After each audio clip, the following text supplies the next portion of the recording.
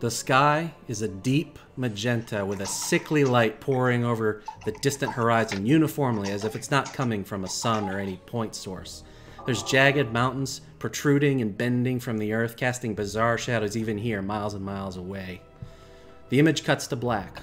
It's soon replaced by a wet and writhing sensation.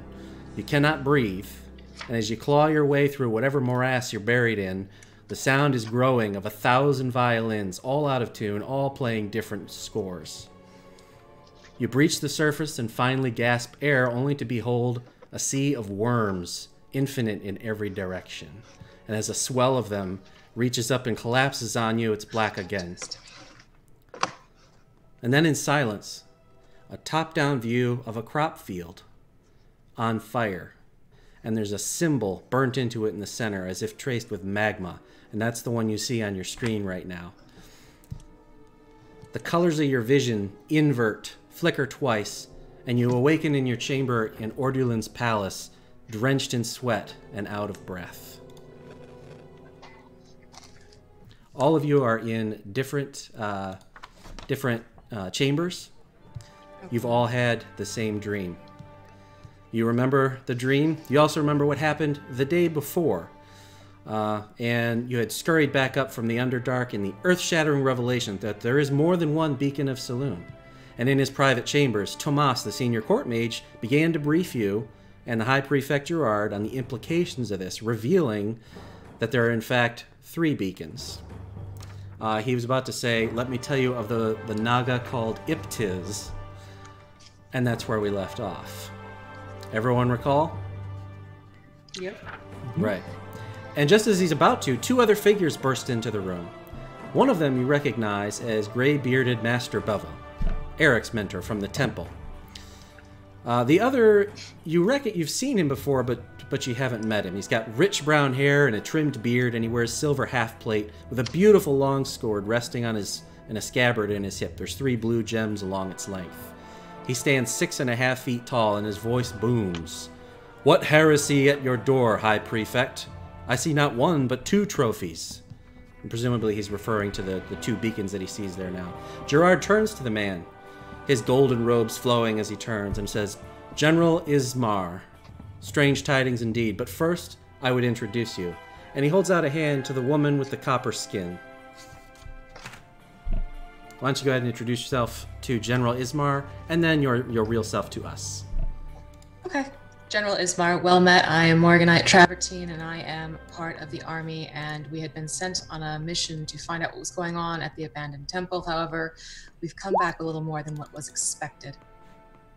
And I am V, the crafting muse. I have a channel on YouTube that shows you how to do terrain and scatter and paint minis and all that lovely stuff. I'm also active on Twitter and Instagram and Facebook, and those are pretty much the big ones where you can find me, all the crafting muse. Great. And then he continues a sweep of his hand to Relocious. My name is Relocious Quiet Walker. I am a half-elf.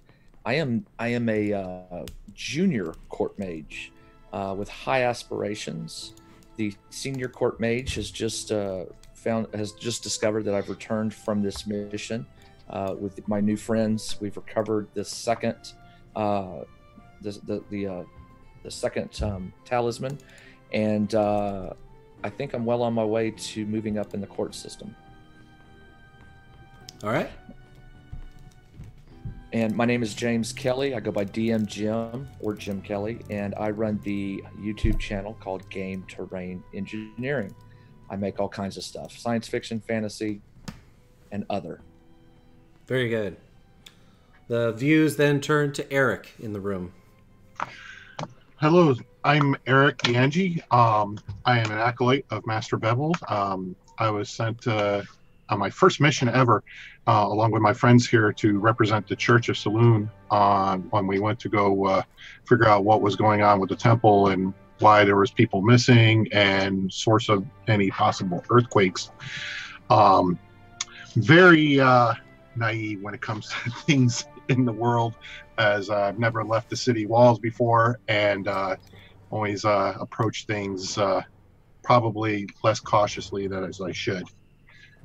I am John Susky. I run the Dungeons and Glue Sticks YouTube channel. I do mostly terrain builds and some other minor things. Currently working on a floating wizard's tower, and I should be having another live stream for that coming soon. Other than that, that's me. And then everyone's eyes sort of turn, what's the word, castigatingly toward Benedict. The name's Benedict Atticus Fitzgerald, Lothario, swashbuckler, and here to keep things interesting, to show the preacher the world, to keep Morganite on her toes, and raise the wizard's awareness of the things going on around him. And I am Jake, also known as Mini Terrain Domain, or MTD. I run the YouTube channel Mini Terrain Domain and the Twitch channel Mini Terrain Domain, where I run a regular Tomb of Annihilation 5e game on Monday nights.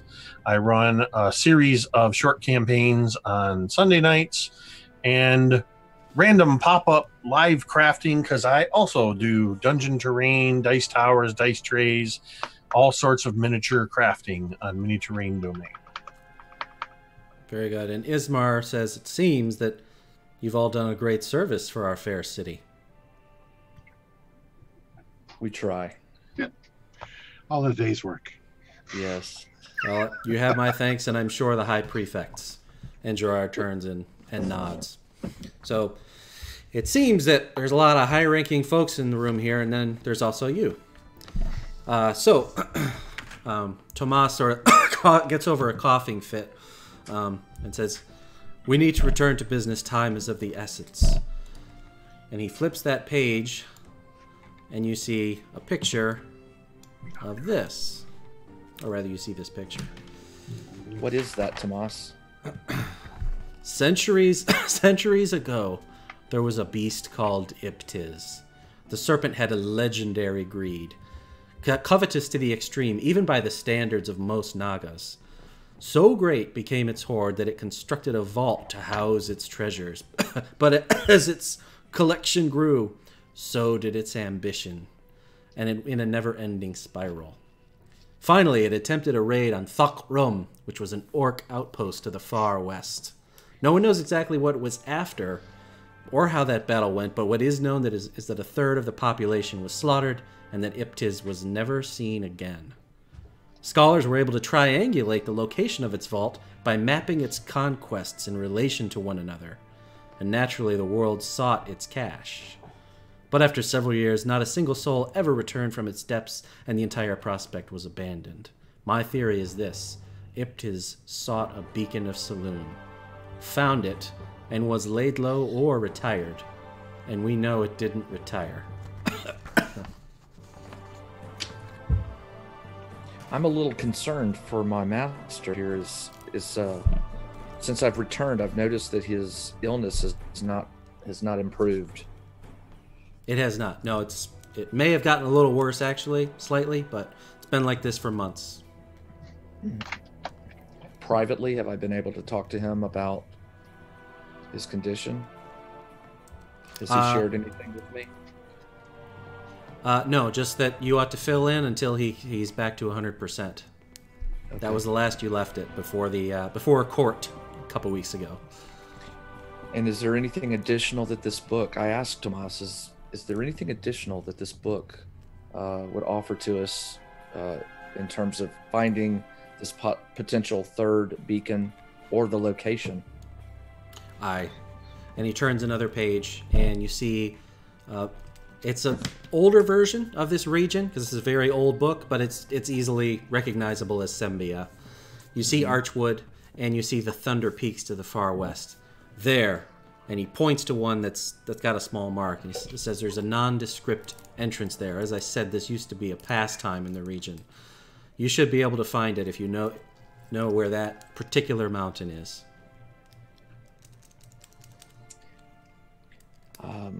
Do any of you know this mountain? Don't look at me. I've never left the city I'm not aware of adventure. No. None of you have ever been much further than Archwood, nor much further north out of the main plains area, the plains of Sembia. We're going to need some help. This General Ismar, would he be someone that we might be able to ask for assistance, and maybe a guard or 2 or 50? Gerard steps in and says, "Where you're going is a vault. Quarters are undoubtedly tight. I've summoned General Ismar here today because our army needs to be at the ready. As our court mage pointed out, you've painted a target on the city by having the second beacon here, and that has to be our prime priority." All right, we need a guide. We can't just take a chance that we'll be able to recognize this this location. Well, he points out on the map the 4th crag over, easily recognizable off the main road. So the map that's in front of you right now, it's 4th crag over. Yeah, above the T in the word thunder. Okay, where that little diamond. Well, I don't know. Is that a star? No, that's just a. He points it out. He's looking right here. Mr. Wizard, I'm pretty skilled at reading maps, so you just point me where that is, and I can get us exactly where we're going. How many days travel is that? 2, 3? Roughly a 3-day ride. Judging by the map, I'd say it's roughly a 3 days ride. Said the expert. Is there a shortcut? Sounds like he knows what he's talking about. So I guess we're going. Gerard says, Gerard is still despite his high stature, he's a little bit discombobulated because we're still an hour into the revelation that there's more than one beacon. Essentially, the entire religion of the region could be shaken. Okay. But he says, will you do this one more thing for Sembia? Of course. I don't think we have a choice. Do I have a choice? No. I feel like while there are no shackles on my wrists, I'm still tethered to Morganite here. Ismar steps up and says, wait a moment, what did you say your name was? Me? You. Undoubtedly, you've heard the name Benedict Atticus Fitzgerald. And he draws his long sword. Shh! Tomas and Gerard grab him by the arms just as he's upon you. And he says, Elizabeth. This is that daughter thing again. Organized disciples is like a snicker. With a swiftness that may surprise some, I think Benedict suddenly appears behind Morganite. Okay. Just kind of doing a quick, kind of a fancy footwork, if you will, and shifts over to suddenly seeking the protection of his friends.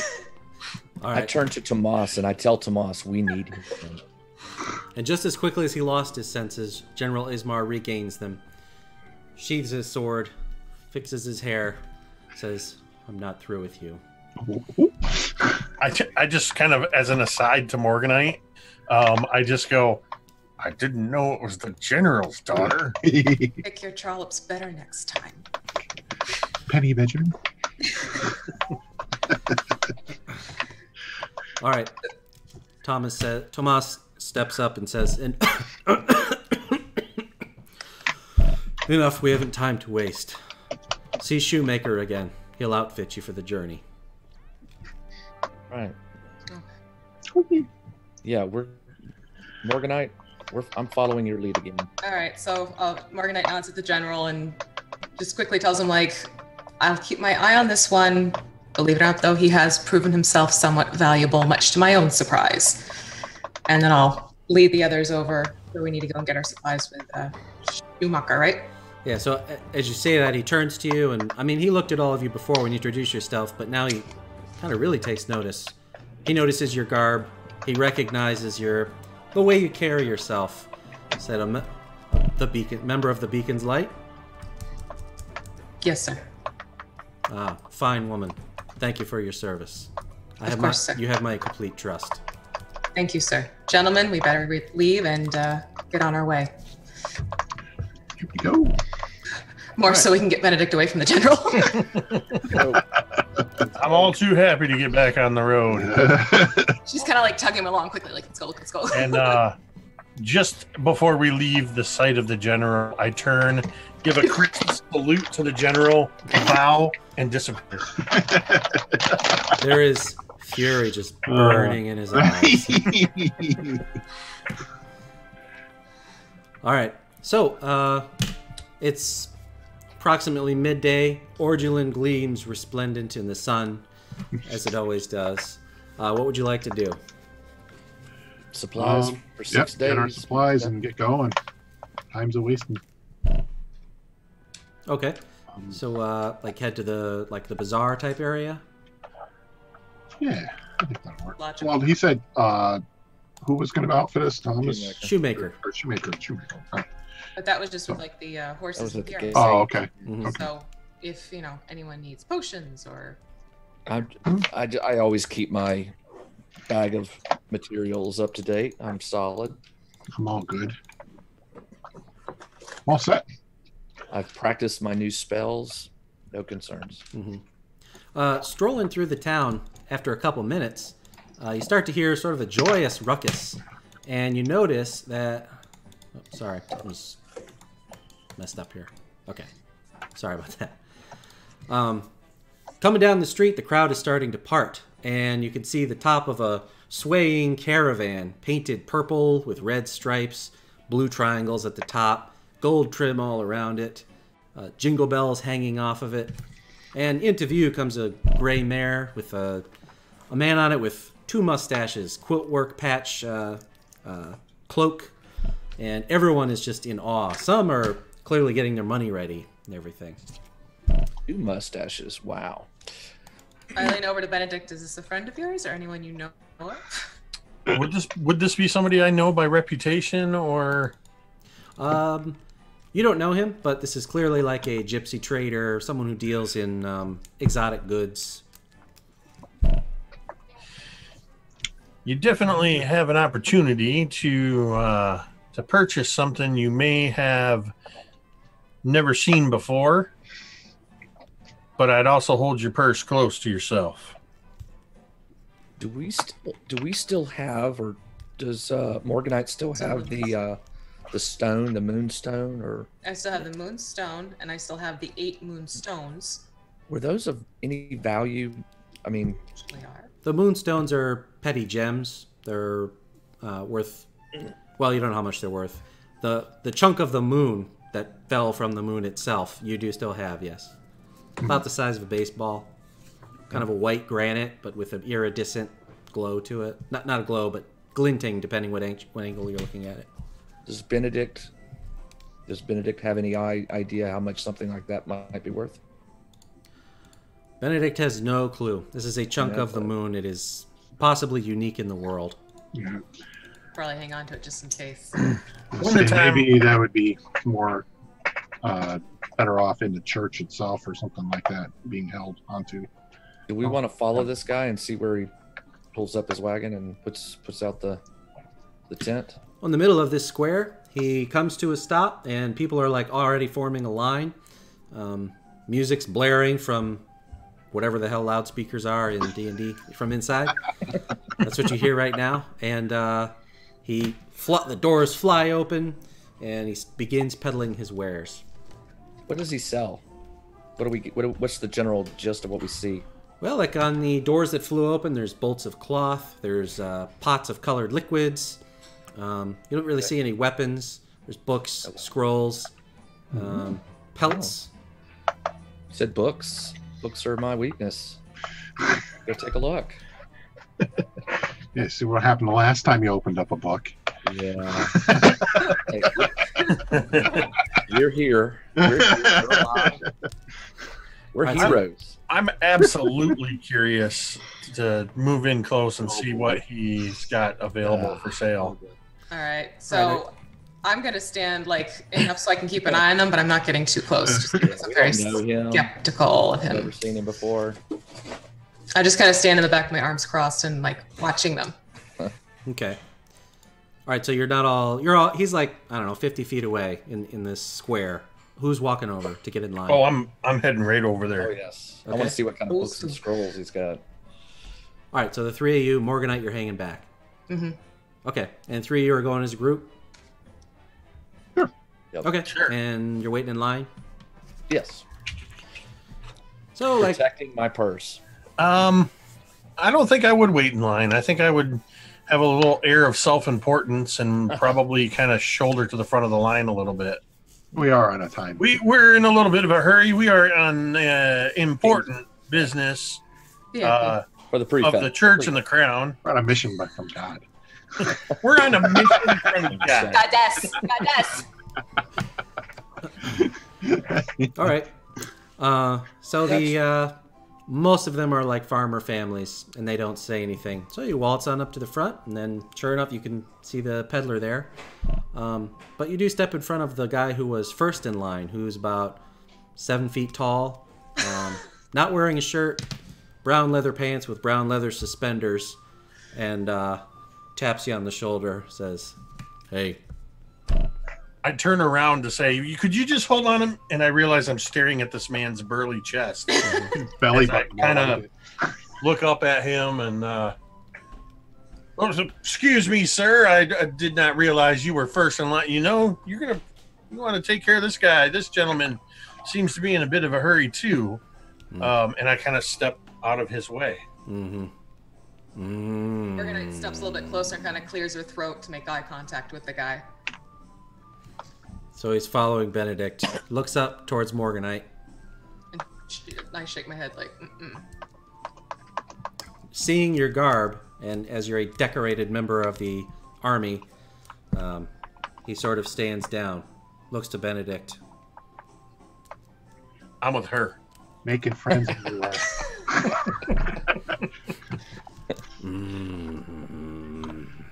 You should have said, "Hey, sis."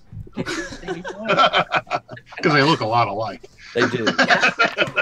So let Morganite make an intimidation check, but with advantage because you are a member of the elite army. Okay. So meet over there. Oop. There we go. So with advantage, so that would be what, 8? Okay. I am preparing 8. a minor illusion spell. Not my strong one. Okay. So as he's sort of softens and starts chuckling towards Morganite, what are you doing, Relocious? I prepared a minor illusion. Is there within vision of this big dude another slightly smaller but bigger dude? Bunch of farmers in line behind him. I'm going to I can create a sound. Mm-hmm. I am going to have someone, the sound behind him and further back, the sound of someone calling him something very derogatory. And in that description, it will describe him. Hey, you with the big ears and brown hair or something. Get away from those heroes. Yeah, and then you mangy nerf herder. Yeah. Okay. All right. And is there a save DC with that, with minor illusion? A what? No, there's well, yes. It's successful intelligence check against my spell save. My spell save is, I believe, 14 or 15. Let me double check real quick. My spell save is 14. So he has to make an intelligence check against that. A 1. Not a natural one, but a 1. All right. So he wheels around and he storms off into the crowd to find who just insulted him. Good. And now you find yourself first in line. Oh, look at that. After you, Benedict. I will begin to peruse this man's wares. He steps up and says, "Ho there. What can I do for you? What exactly do you got here? What is it you're after? I've most everything." Usually women. What I'm most interested in is I'm kind of running my hands along some of the finer silks and maybe picking up a bottle of something and just kind of looking at it, like holding it up to the light. This stuff's all right, but what about that stuff, the stuff you don't put out in plain view? The stuff you keep behind the cart, behind the counter for elite customers or the discerning individual. We're elite. I'm not sure what you take me for, sir. I'm not implying anything of an illicit nature. I am positive you are a fine and upstanding licensed member of the local chamber of commerce. I'm just saying, I know you've got to have something that you don't want these rabble rousers getting their greasy mitts on. Farmers. Make a persuasion check. Absolutely. I would be happy to. 10.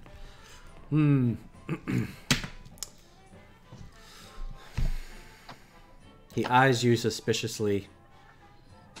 Next in line.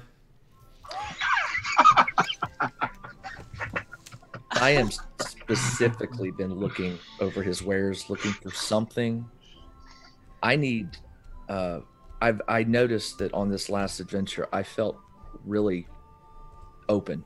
I only have robes. All my other colleagues here are just armored up or carrying shields and weaponry that I can't. And so I'm looking at him and wondering. I ask him, "Might you have something, sir, that would help a wizard protect his internal organs a bit, with a bit more success?" How complex were you looking to be? I'm not a rich sorcerer. I'm the junior prefect, but tell me what you have, and maybe we can strike a deal. Okay.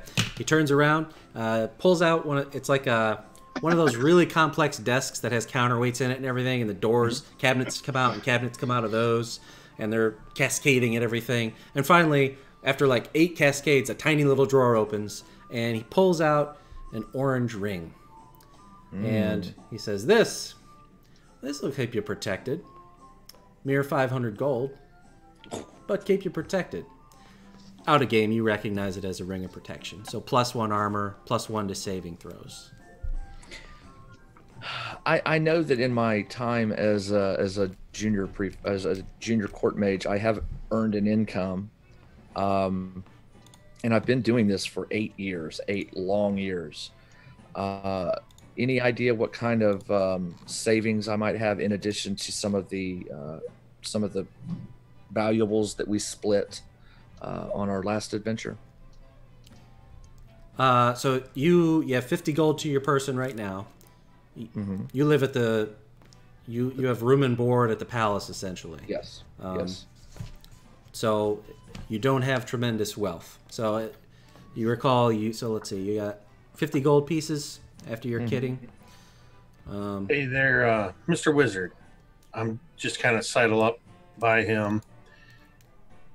If you're really concerned about, and I kind of give him just a little playful poke in the belly, being a little squishy, I've got a ring just like that one here, and it's not going to cost you 500 gold pieces. Oh, $4.99.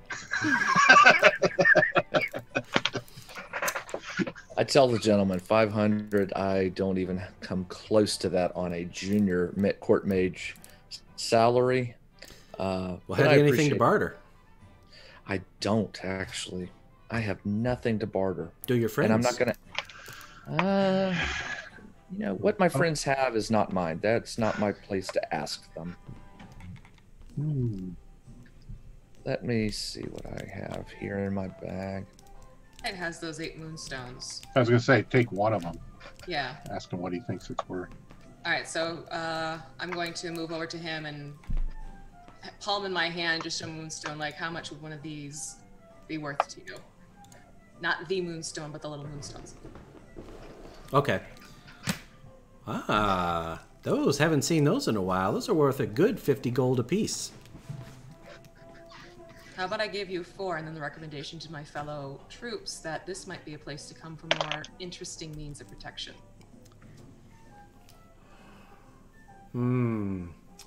Let's do a persuasion check with advantage because business is good. Oof.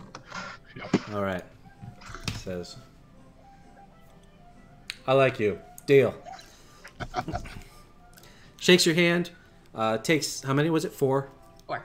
Yep. Takes 4 of the moonstones and gives the orange ring over to Relocious. And I take out 25 gold and I give it to Morganite as a thank you. I tell her, the moonstones were not mine to give, and I appreciate that. I handed back to them. They weren't mine either, and they were going towards what we need to do. So as far as I'm concerned, we're squared. Now, the ring. If do I get the gist that this guy is legit? That we've just purchased a legitimate ring of protection. Yes, you do. You don't even have to roll Arcana. You guys have seen one. You found one earlier, and so this you recognize. We'll say the signature. Okay, I slip it on. Do I feel heartier? Tell me how you feel.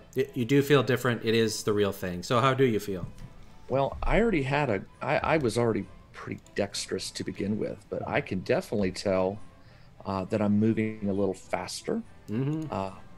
I feel more alert. So definitely there is something there, and because of that, I think I might be able to be a little more help in combat situations. Very good. Life on your feet. Yeah. All right. Fine doing business with you. Next, and he's looking to Eric. Do you happen to have any things that could assist in healing my friends in the future? Elementary. Right. From inside, it's like one of those multiple unit shelves. 3 of them go by. The 4th one opens up, and there are bottles of, you know what, red is stereotypical. What color are healing potions? Pink. Pink. There's a whole bunch of pink bottles, varying in size. He looks to it. He looks you over. Says, this one should work. And I haven't done this in a while. What's a good one for your level? So potion of you want a potion of healing befitting your level? Sure. Yeah, okay. Rylocious sneaks away for a few moments. It's not a ring of invisibility. Apparently it is.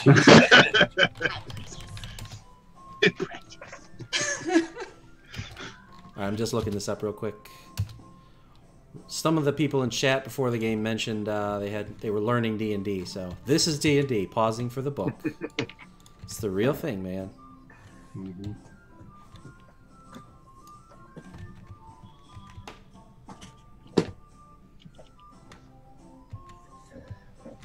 Ugh. Okay. All right. Varies. Okay. So there's 4 sizes there. Says this would do, the small one. So would this. Here's if you're in particularly tight quarters, and this is for titanic efforts. What you interested in? What's the titanic effort one go for? This in here be 200 gold. This in here, the second biggest, go for 100, 50, 25. Believe it or not, I'll take one of each. I actually have the coin for it. So, his eyes twinkle. Wonderful. Pulls them all off the shelf, puts them into a sheepskin, hands it over to you. So Morganite leans over and says, of course, since he's made such a large purchase, you're throwing in 1 extra general for free, correct? Yeah. Wow. Jeez. We'll just do a persuasion check. It's a bold move, Cotton. I do like the double mustache, by the way. He's played Let's Make a Deal already. Kind of chuckles, says, no free rides. Never hurts to ask. Yep. So you have a potion of healing, greater healing, superior healing, and supreme healing. Awesome. Nice. Because why not? Exactly. All right. Because we'll need them. Because we're going to need them. Yes. Next up. And he's sort of motioning if there's nothing else. Nope. No. Okay. Got my ring. Happy. All right. As you're walking away, that huge burly guy starts coming back from the crowd. He doesn't see you yet.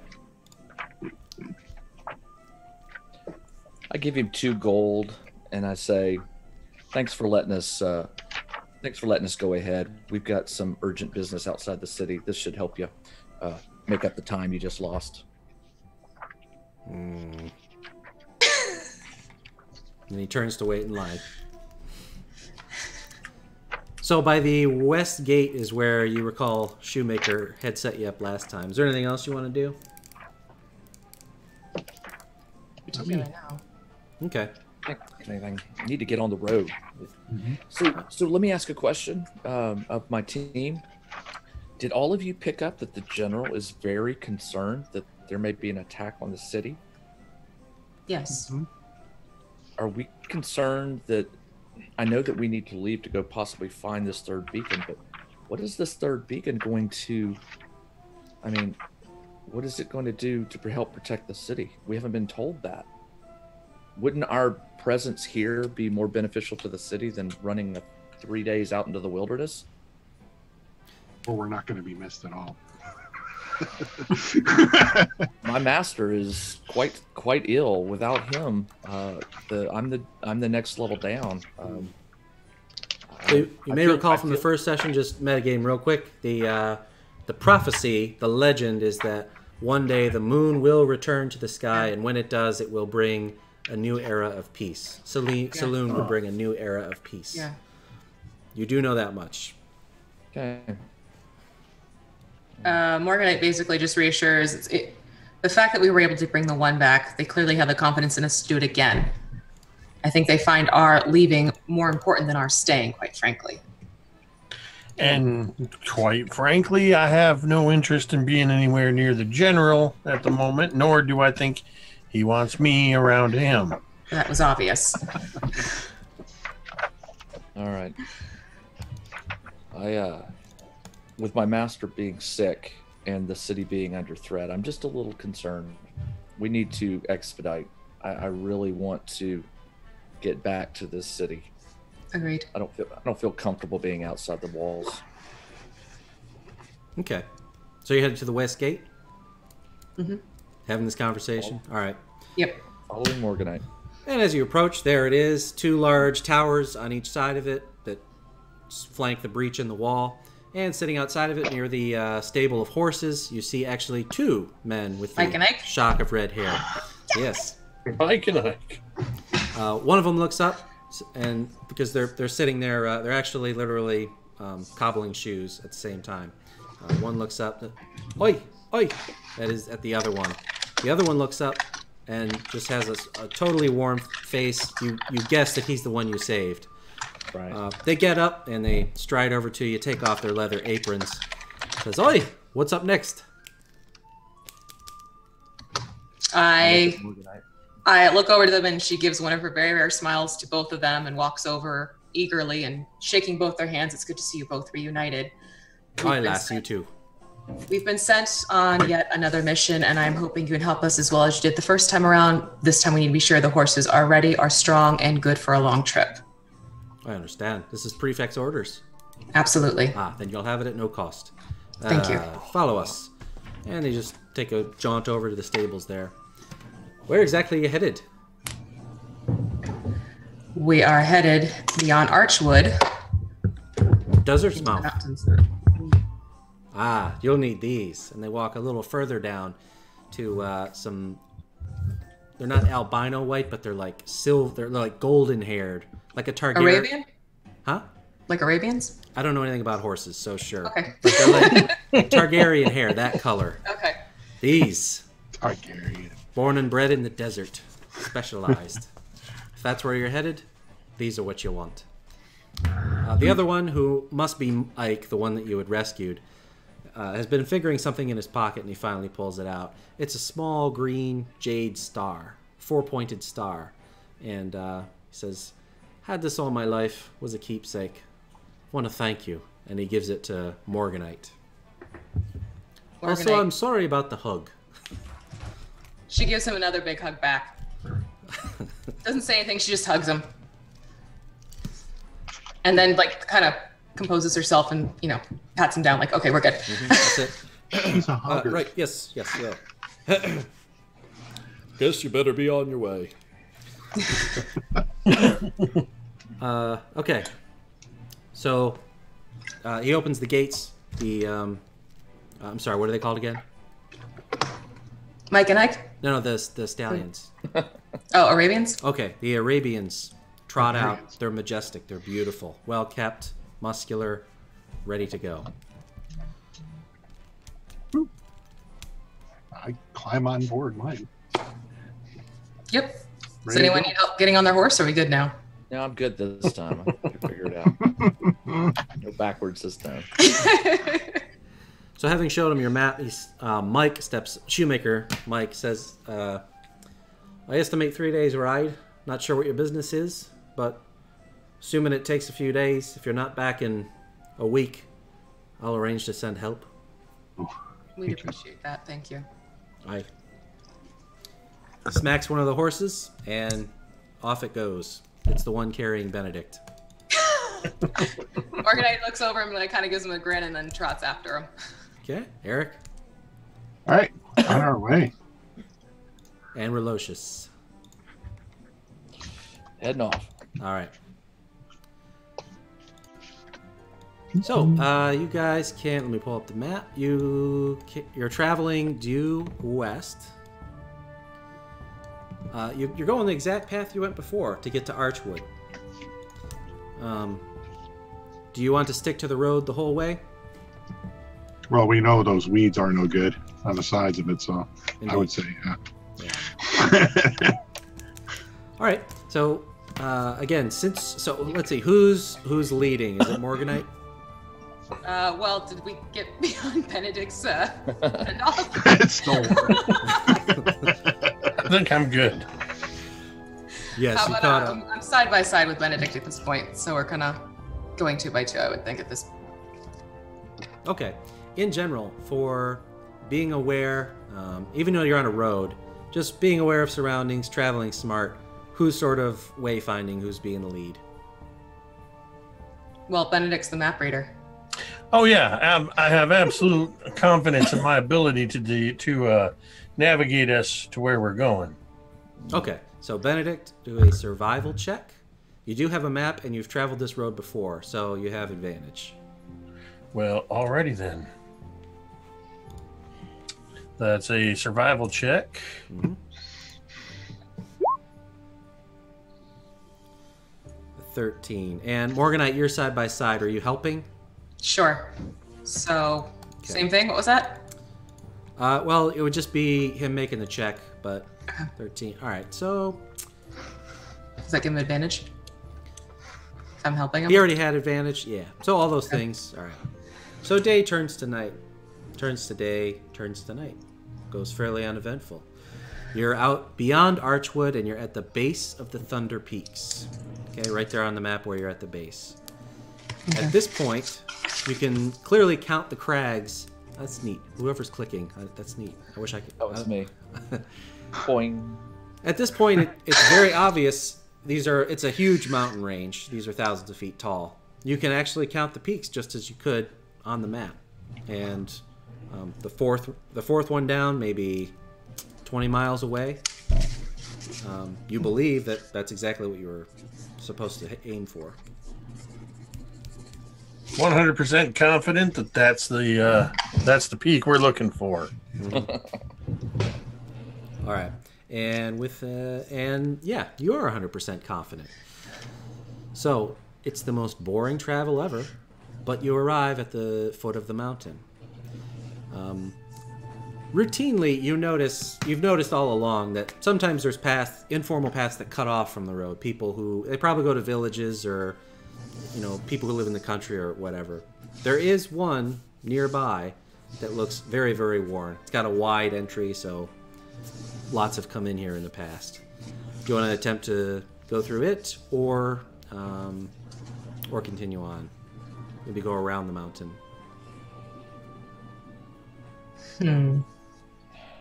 I got us this far. all we had to do is stay on the road. Yeah, kind of makes sense. Like, stick I to say the we- road and get there. Because if time's of the essence, I don't want to play the what lies beyond and type of thing. So almost what we would call a hiking path, like it's been hewn from the natural rock. There is a path that winds up the mountain. Safe Going for the f- horses? What's that? Safe for the horses? Mhm. Yep, winds up through the mountains, up them. If you've played Skyrim, it feels like that a lot. And let's see. So then I need... Who's wayfinding at this point? It's still Benedict, right? So Benedict, a perception check, please. That 20. A nat 20. Woo. All right.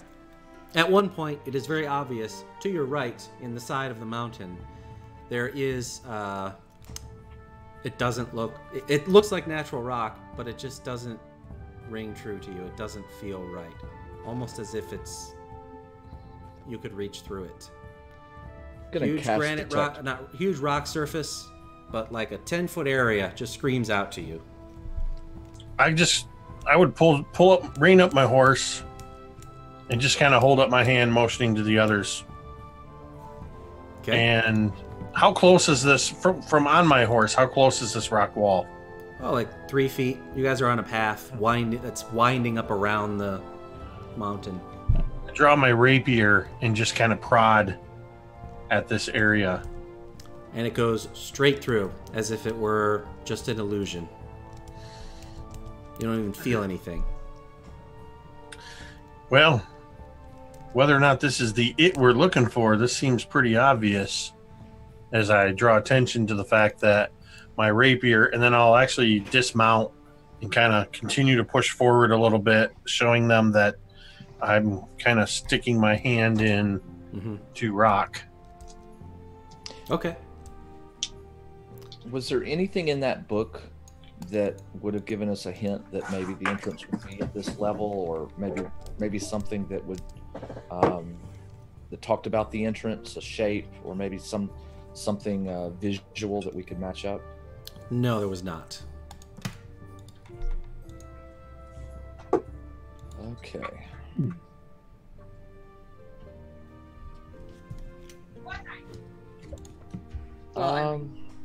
I start praying to Selune and asking for guidance on if she believes we are on the right path that we need to in order to help the city. Okay. Sure. Do a religion check.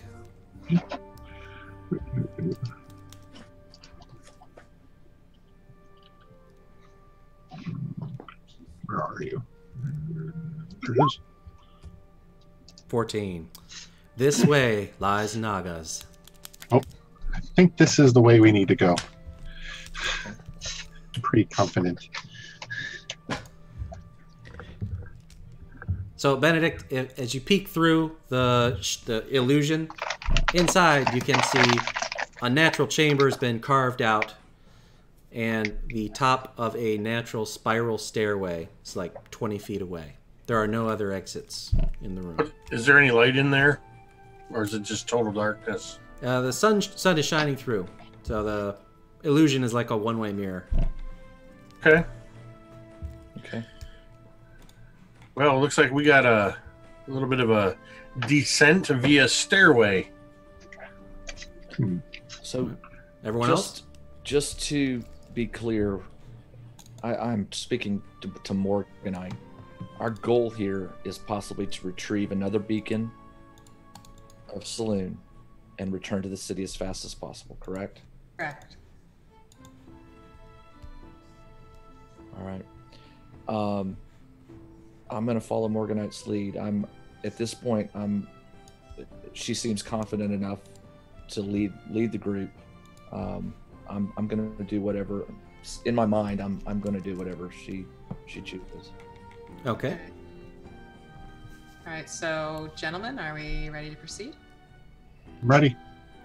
Let's go. Okay. So do we leave the horses to the side a little bit? Yeah, I hope there's a place to tie them up. So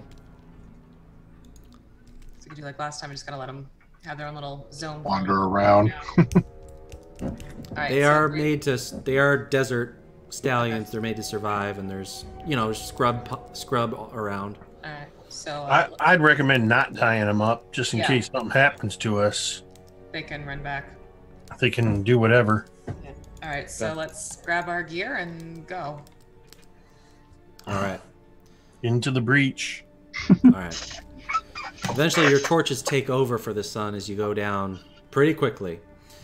The spiral stairway is carved naturally out of the earth, and it takes a good 5 minutes. You're going down, down, down, to the point that the pressure of the earth, you're deep enough that the temperature is rising meaningfully. You begin to sweat. The smell of chlorine starts to fill your nostrils, stinging. Eventually, you reach the bottom. And let me pull this up.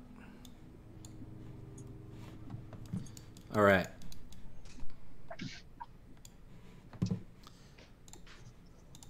Pull that up here. Sorry. Okay. All right, so quarters are tight. The earth is a brownish sandstone kind of thing, but the floor is packed sandstone pavers, very well constructed. There's a wooden door banded with iron directly in front of you, to the right, and then the hallway turns off to the left. You're at the bottom of the spiral stairway. All right. Probably check and see if we notice anything. Perception check. I'm thinking. Yeah. Hear anything around that corner? Sure, you can do perception checks.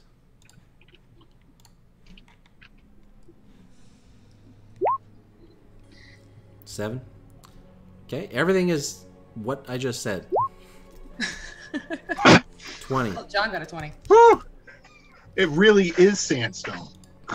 It really is sandstone. Sorry, just getting this tool set up. Why isn't this working?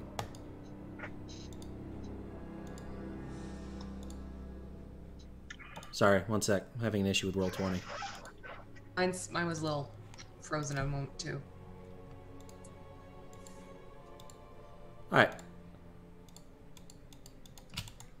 Yeah, so I'll give you this much.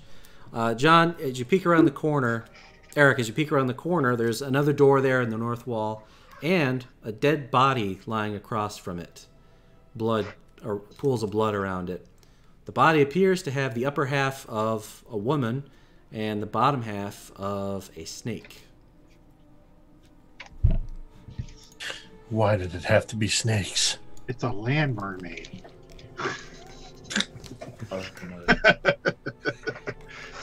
Look closer.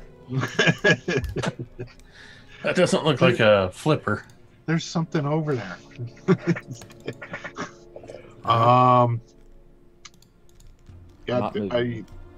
Can we tell what it died from? Like, is it something from a trap, or it looked like it was in a battle, or Yeah, you can't see much from here. Are you walking over? Yeah. Wait, Sure. Oh, I'll put my hand on his chest. Hold up. There's a reason I'm here. And I'm gonna investigate this whole area, looking for traps, pitfalls. It's a trap. that's a trap. Okay, you're gonna examine the room. Correct. Okay, so a perception check. 18. Okay. You notice in the door directly across from the body that there's something very strange about it. You can't tell in particular, but something about it is warded. It's beyond your skill set, beyond your mind, but there's absolutely something weird about that door. Mr. Wizard, come here and take a look at this. All right. Don't get too close. I'm staying behind him. And I'll kind of stand to the side of it, and I'll just kind of point out what I'm seeing. All right. So Relocious, are you going to do that? Yes, I'll examine. Okay. Do an either investigation or arcana, whatever's better for you. Check.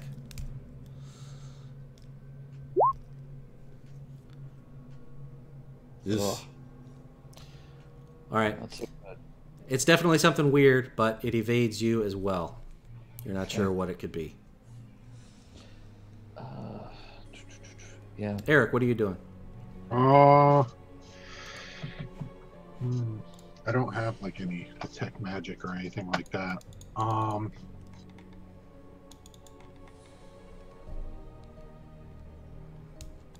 gonna get as close as I can to the snake lady without touching it or anything, and not putting myself like in front of the doorway at all, and see if I can discern what she actually died from. Was it like something that like smashed into her, or was she like stabbed? Or Okay. Investigation check, if you would. all right.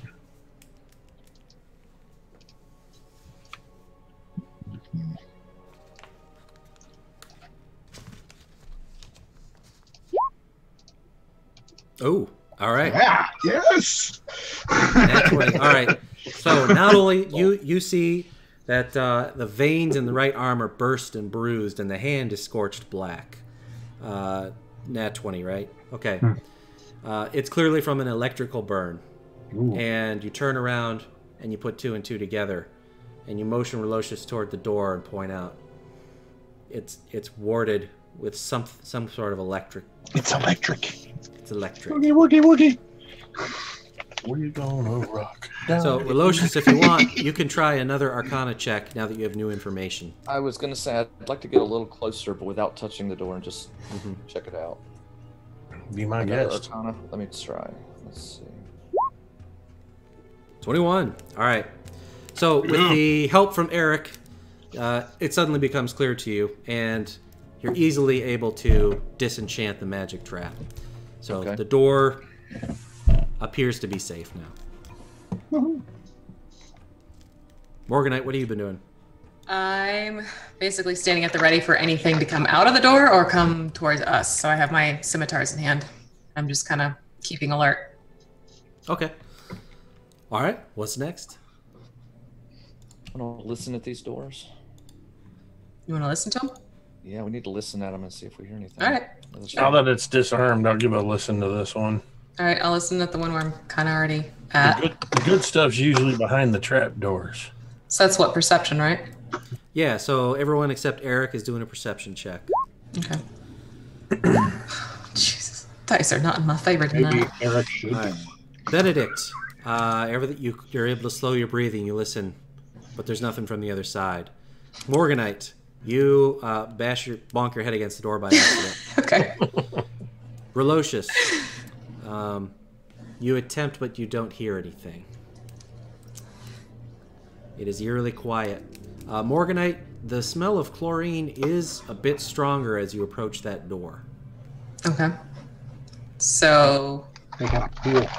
gentlemen, there seems to be a stronger odor coming from behind this door than anywhere else. Then maybe that's not where we want to go. That's what I'm thinking.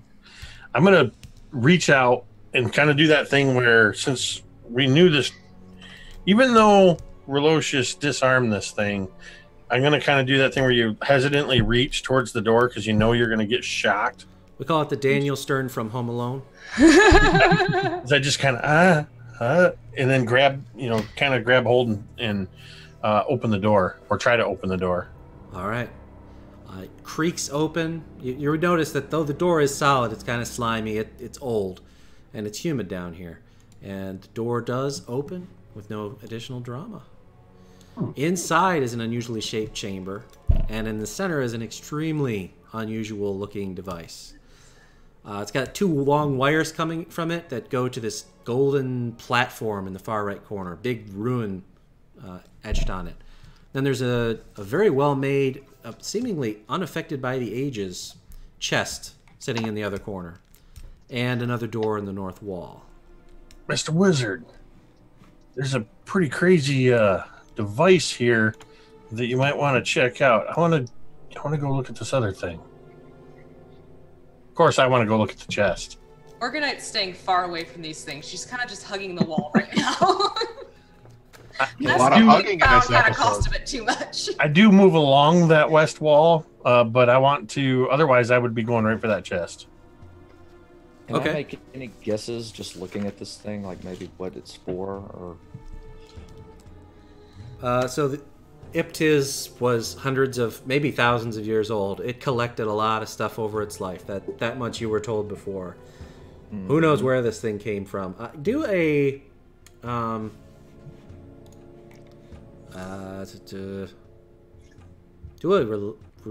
religion check, actually. Do an Arcana check. You can do Arcana. 5. You have no clue where this freaking thing came from a look. Eric, what are you doing? I'm just watching everybody's back at those other 2 doors, make sure nothing comes up behind us. Okay. Benedict, you're trying to do what with the chest? Well, first order of business, this is not my first chest approaching, is I'm going to check it for traps. All right. You could do a perception check. do you apply your proficiency on top of that? Well, I am proficient in perception, so. Okay, so that's baked into the 13. Yeah, that's what the 2 next to perception is. I have a +2. Okay. It's oak wood, nicely stained. It might be real solid silver banding. If not, it certainly looks like silver. And it meets up very nicely where the lid closes, and there doesn't appear to be any discernible anything. Just a handle. I'm going to pop it open. Okay. But I'm going to pop it open by using, as I kind of get a good look at it, I'm going to stand up, and I'm going to use my foot to kind of push it open. Okay. So I'm standing up, and I'm kind of lifting it with the toe of my boot on the handle, rather than, have my face right in it as I open it up. Okay. One moment, just looking up magic missile here.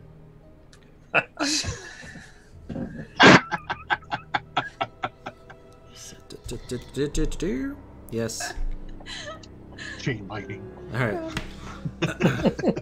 Yeah. Meteor swarm. So as soon as those 2 metal bands part, I'll at least let you pick what color they are. Bolts of energy shoot out. 4 of them. What do they look like? The last thing that I was expecting to see was these like lilac purple bolts of energy shooting out. No. The last. Okay, gotcha. All right. All right, that'll be so. And they all hit you square in the chest. Knock you off your feet, straight on your ass. 14 points of damage. Oh! But the chest is open. Yay! So I imagine as they hit, I'm going to say this is probably not the first time I've been zapped by a trap. And so as it happens, all I do is close my eyes and wait for him to hit me. And then as I'm laying on my back, kind of, and just go, dibs. As I sit up. All right. Let's see, that was 14. Yeah. Oh boy. Jeez.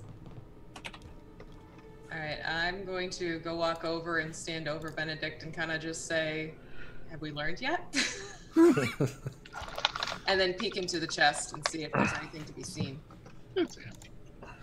All right, oh shoot, I forgot to load the graphic. All right, I won't waste your time. What you see is what you'd call a short sword, a blade about this long. You probably can't see my hands. It's about 2 feet long. The hilt is just like encrusted with all sorts of gemstones. It's made of solid gold. It's to the point that it's gaudy. It's like if Donald Trump designed a sword. It's completely. It's so much. It's too much. Relocious, you definitely recognize this thing as having some sort of magical properties. The blade doesn't look like a normal blade. It sort of has a curve to it. It gets wider at one point. The whole thing looks very exotic, almost to the point that it's too much. And I'm pretty confident it has got magical properties. I don't need to cast Detect Magic on it. That's right. Yeah, this is too unusual. If you want to try and figure out what it does, you could try and do that. Yeah, I'd like to look at it a little closer without touching it. Okay. Investigation, Arcana. We'll do Arcana. Do an Arcana check. Window up. 18. Okay. You do recall what this is. How do you recall what this weapon is? In my studies, I frequently come across. I'm not allowed to use weapons, but they still fascinate me. And in my studies, I looked at books in the library on magical weapons, and all magical weapons tend to have. They tend to share properties when they're made a certain way. Shortcuts that the wizard who imbues them will take, and so I'm I think I may have recognized some of the runes that might be etched on the handle that would indicate some hint of what was cast on this sword. And you do recognize this is the blade of the Braggart. It functions as a short sword -1, but is a magic item nonetheless. So anything that would be affected by a magic item would, but it's a -1. However, whenever you're wielding it, if you're attuned, you get advantage to all charisma-related rolls of any sort. Has anybody touched this thing yet, or pulled it out of the chest? You just were looking at it, right? I recognized the runes on it, but I didn't touch it.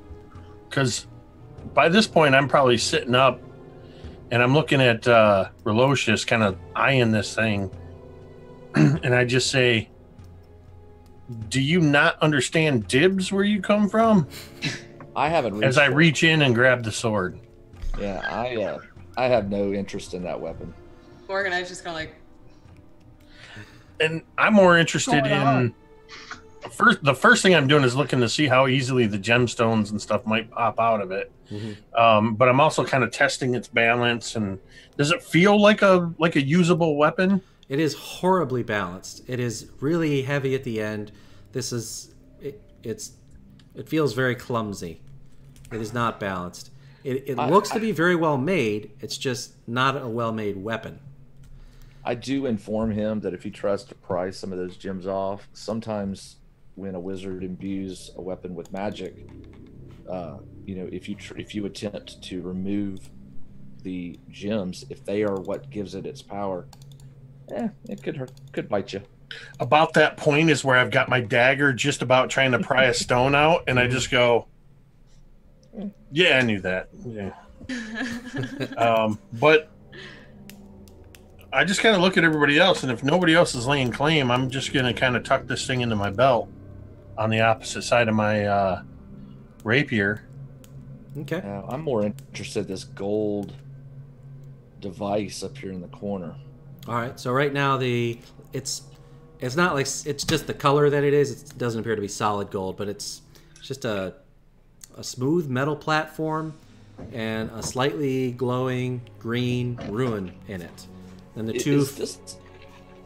Is this look like a handle of some sort? Something that would be turned? You could try it.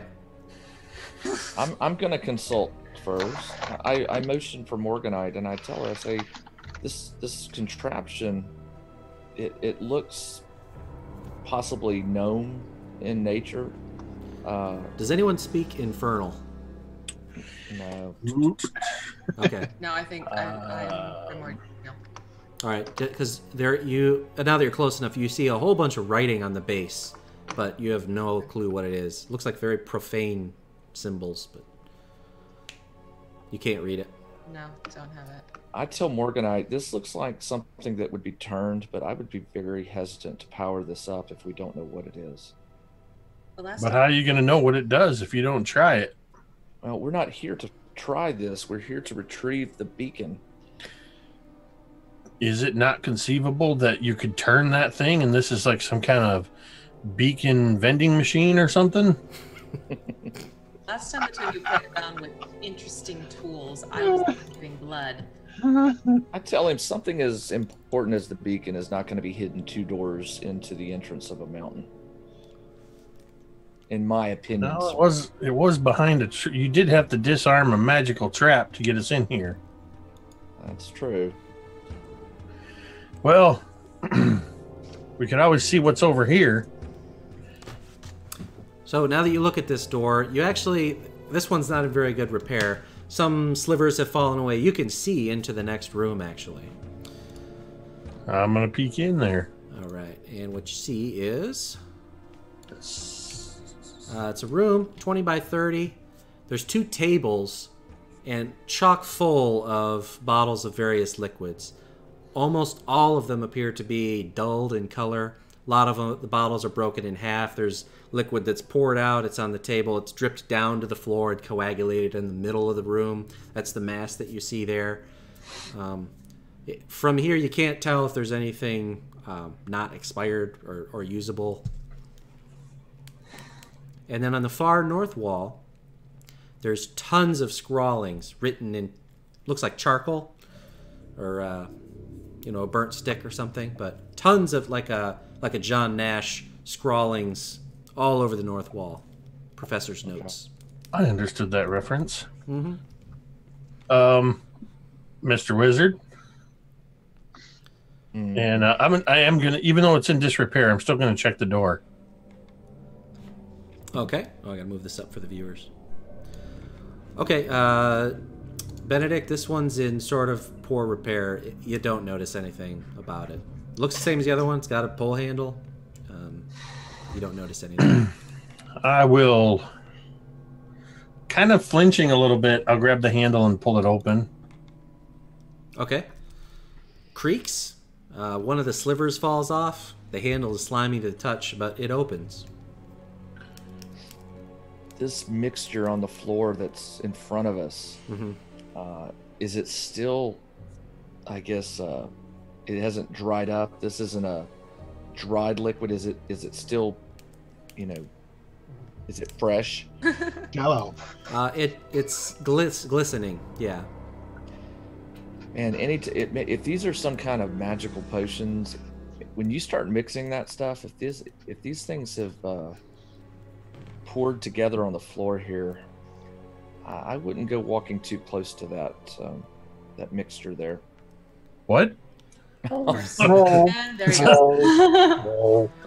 And Benedict, as soon as you stepped into the room and got close to it, it started to quiver and waver, and one like pseudopod started to rise up. I'm gonna let you act first, since you could clearly see it happening. You were the one approaching.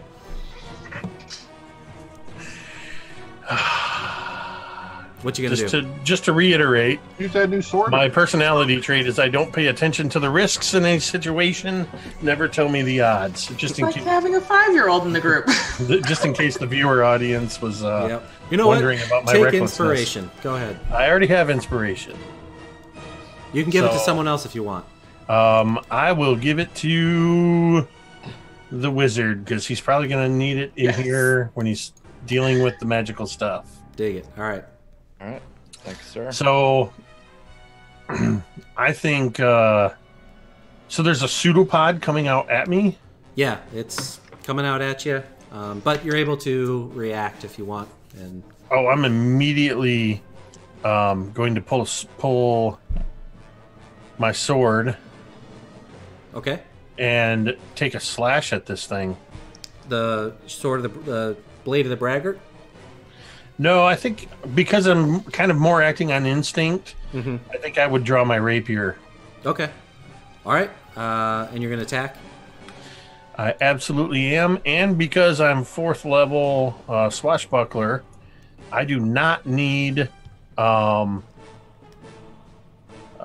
think it's the rakish audacity. I do not need to. How does that work? I don't need advantage as long as I'm within 5 feet to get my sneak attack. Okay. All right. Got it. All right. So yeah, I'm absolutely going to attack with my rapier, which I should be able to just click on my rapier. 16. All right. And 16. what kind of damage does a rapier do? Rapier is piercing damage. Okay. And then that's also 6 sneak attack damage on top of that. Got it. 17 total. So 17 total as I just kind of stab my rapier into the muck of this thing. Got it. All right. And then I just kind of over my shoulder, guys! And it sort of recoils, and there's some sucking sounds. You notice that your rapier has begun to rust. Oh, So you pulled it back out. should have used a good one. So this thing's going to have... so just note, from now on you have -1 to your damage rolls with your rapier. Okay. And it's pissed. So now that pseudopod lunges forward at you. And it's going to do... Oops.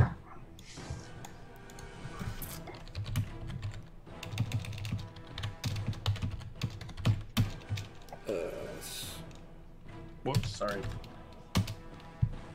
15. What's your armor class?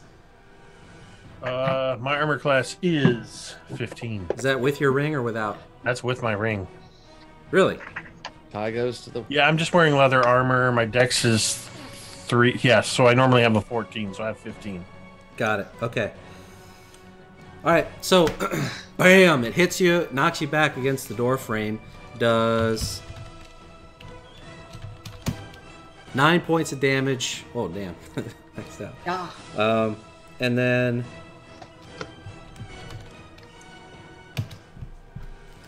unfortunately, the imprint of that sticky pseudopod is all over your torso and just starts to sizzle your armor, doing 20 more points of acid damage. Okay, so hold on a second here. So I took 9 points. Yes. He's down. Bludgeoning. So that took me down to... Okay. So I take 20... I'm just making sure you didn't just kill me outright. No, you'd go I'm to down. 0 and start making... No, I just wanted to make sure, because that first hit put me at 4. Mm-hmm. So this puts me at minus 16. Yeah, so I'm at 0. Yeah, so whenever it hits and starts sizzling, I imagine it just kind of slams into me, and instead of falling back because it's kind of sticking to me, I just kind of collapse, and I'm kind of slowly dropping to the ground amidst this thing as I fall unconscious. And as you're doing that fall, you sort of do a sideways twist. You do end up falling through the doorway, so you're immediately in front of Relocious. Okay. Your rapier falls out of your hand onto the golden platform. So, yeah, Relocious, you can move back. Right here. Okay. Yeah. Also, Benedict, your armor has been damaged. So your armor Okay. class is worse by 1 now. All right, so AC's down to 14. All right. So, Morganite, what are you doing? I have this spell. It's the Ensnaring Strike, where it holds something in place. It's a bonus action. Can I do that ahead of time, or do I have to do the action first? If it's a bonus action, I believe you can just do it in addition to your normal action. Okay, so I'm gonna do my Ensnaring Strike Okay. at this thing, and then I think if I click it, it shows up in the chat, right? We shall see. Hold on. Oh, you're not doing what I want you to do.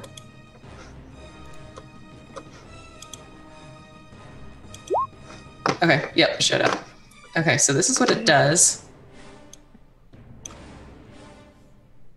So basically I have to cast it and then hope to hit it. So what I'm gonna do is use my arrows Got it. Okay. instead of seeing what's happened to the rapier. I, have switched to my arrows. Mm-hmm. And I'm Got it. gonna try firing off at him. I just gotta get back to the right window now. All right, so I'm gonna use my longbow. Nope. All right. So first shot sails wide, clatters on that wall that has all the writing on it. Okay, second shot. There we go. Okay. Alright. Oh, that's right. So you have the longbow is 2 shots also. Yeah. Okay. All right. So that's good. Actually, you know what? I forgot. This thing's got a 7. All right. Did you want to use inspiration on the first one, or Sure, Okay. why not? you did? All right. Okay. So this 17 is your first roll. So you can roll the damage for that. Okay. So that's 7 piercing, and now since it's hit, the spell's enacted. Okay. So Very it's good. caught up in this writhing mass of thorny vines, which are dark and black and red, and just clutching against it. All right. So it's got to do a saving throw. Of strength. And it's got advantage because it is a large creature. Yeah. So Oh, 14, is that good enough? It makes it, yep. Yeah, so 2 more pseudopods, your vines do go over, but 2 more pseudopods break up and you're disheartened as the vines snap and you die a little inside. Okay.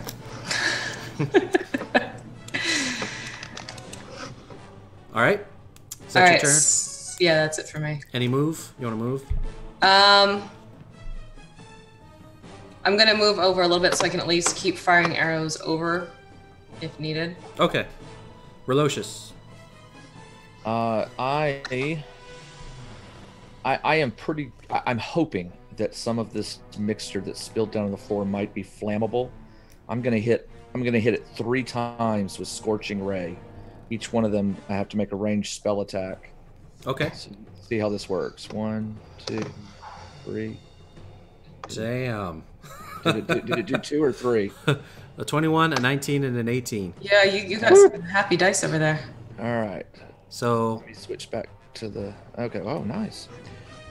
Yep. The damage for each ray is 2d6. So apparently that's.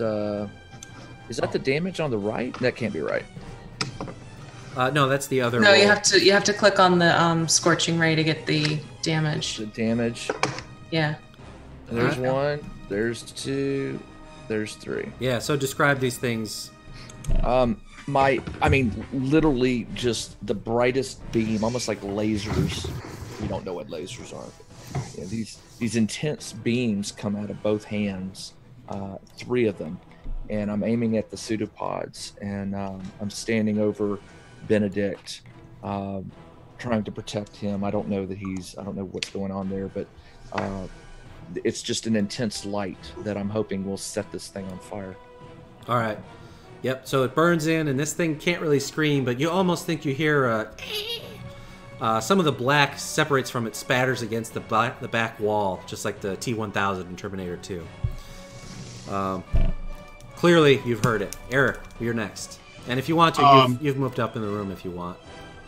Yep, I hear all the commotion from Benedict spinning out of the doorway and falling to the ground, and I run up to behind him and lay my hand on his forehead and cast Spare Dying. It's one of my cantrips, and where my hand makes contact on his forehead, it leaves imprint of my hand. It glows red, and it stabilizes him so he doesn't lose any further hit points. Okay. And it's permanent, Benedict. It will stay there. Eric, in that path you took, you actually brushed past the device in the middle of the room. Of course I did. And Okay. Did you step on the black wire? may not have noticed it, but you did bump that spiral thing, and it turned it a bit. Move your token down one, if you would. So the platform began to hum. The rune began to glow stronger and stronger. And as you were casting the spell, it only took about 10 seconds, but it crescendoed, and the rapier began to glow green, luminescent green, and with a flash, the whole thing went back to how it used to be, except now the rapier appears to be made of solid green stone. Completely transmuted. What? Oh, cool. Interesting. Okay. All right. Next, this thing slurps its way forward. Oh, wow. Wasn't expecting that. And it sort of does it as a roll. So 2 pods jump out, and then the back of the mass sort of does a somersault, but whips forward. And it's whipping forward, and it's targeting Morganite.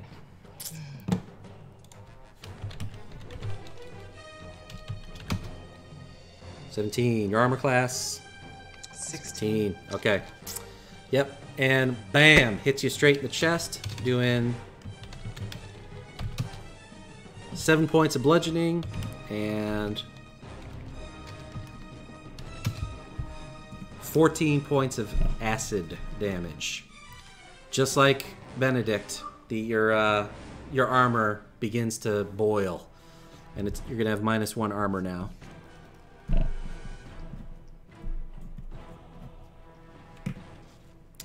That's going to bring us to Benedict.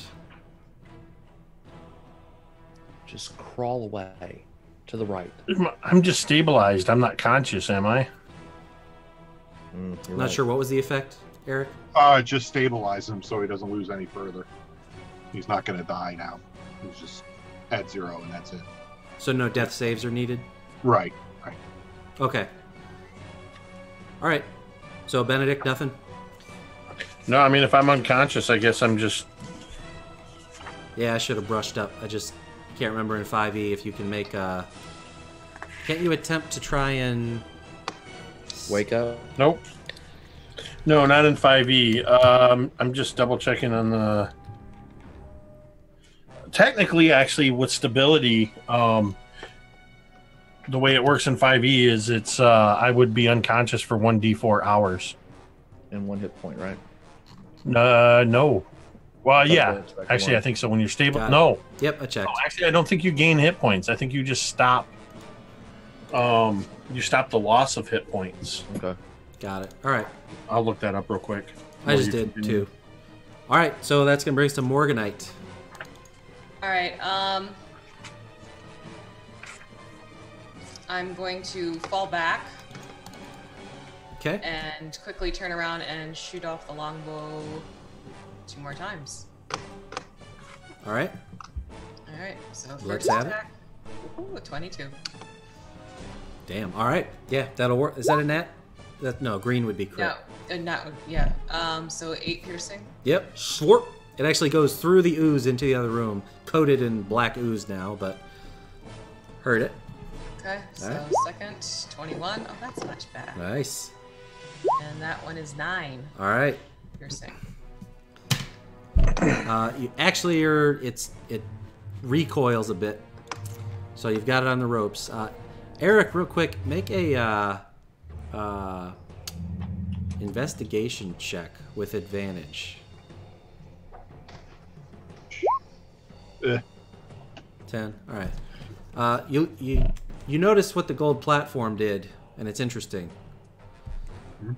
Yeah, I'm gonna try to lure Relocious. this thing over to it. If I move, am I gonna provoke an opportunity attack from this thing? No. Too big, too slow. It just recoiled a bit from Morganite's attack anyway.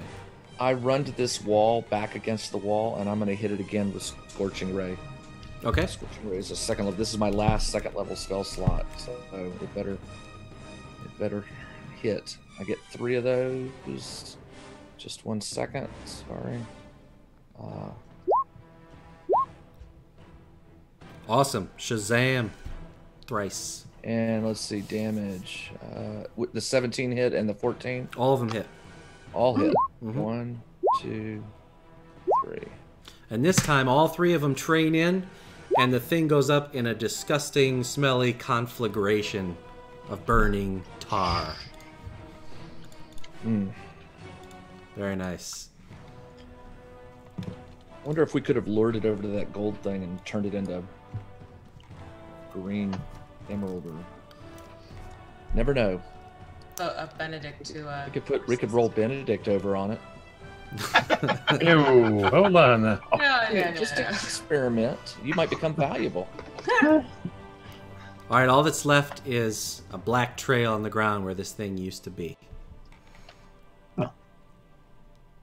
Interesting. All right, what's Right. next?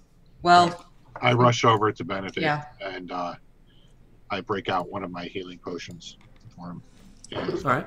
pouring this milky pink thick liquid down his throat. Which one? I'm going to use the greater. Okay, How's that 44 sound, plus Phil? 4. Nausea, What's that? upset. Yes. heartburn, nausea, upset stomach, indigestion, diarrhea.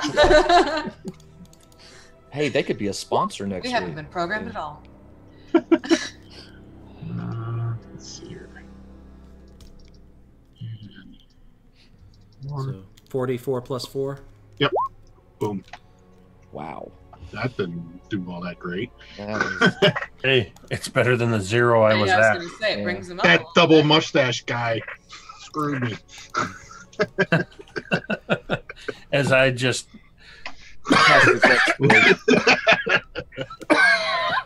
where No, did you it want go? to keep it all in. Don't spit that out.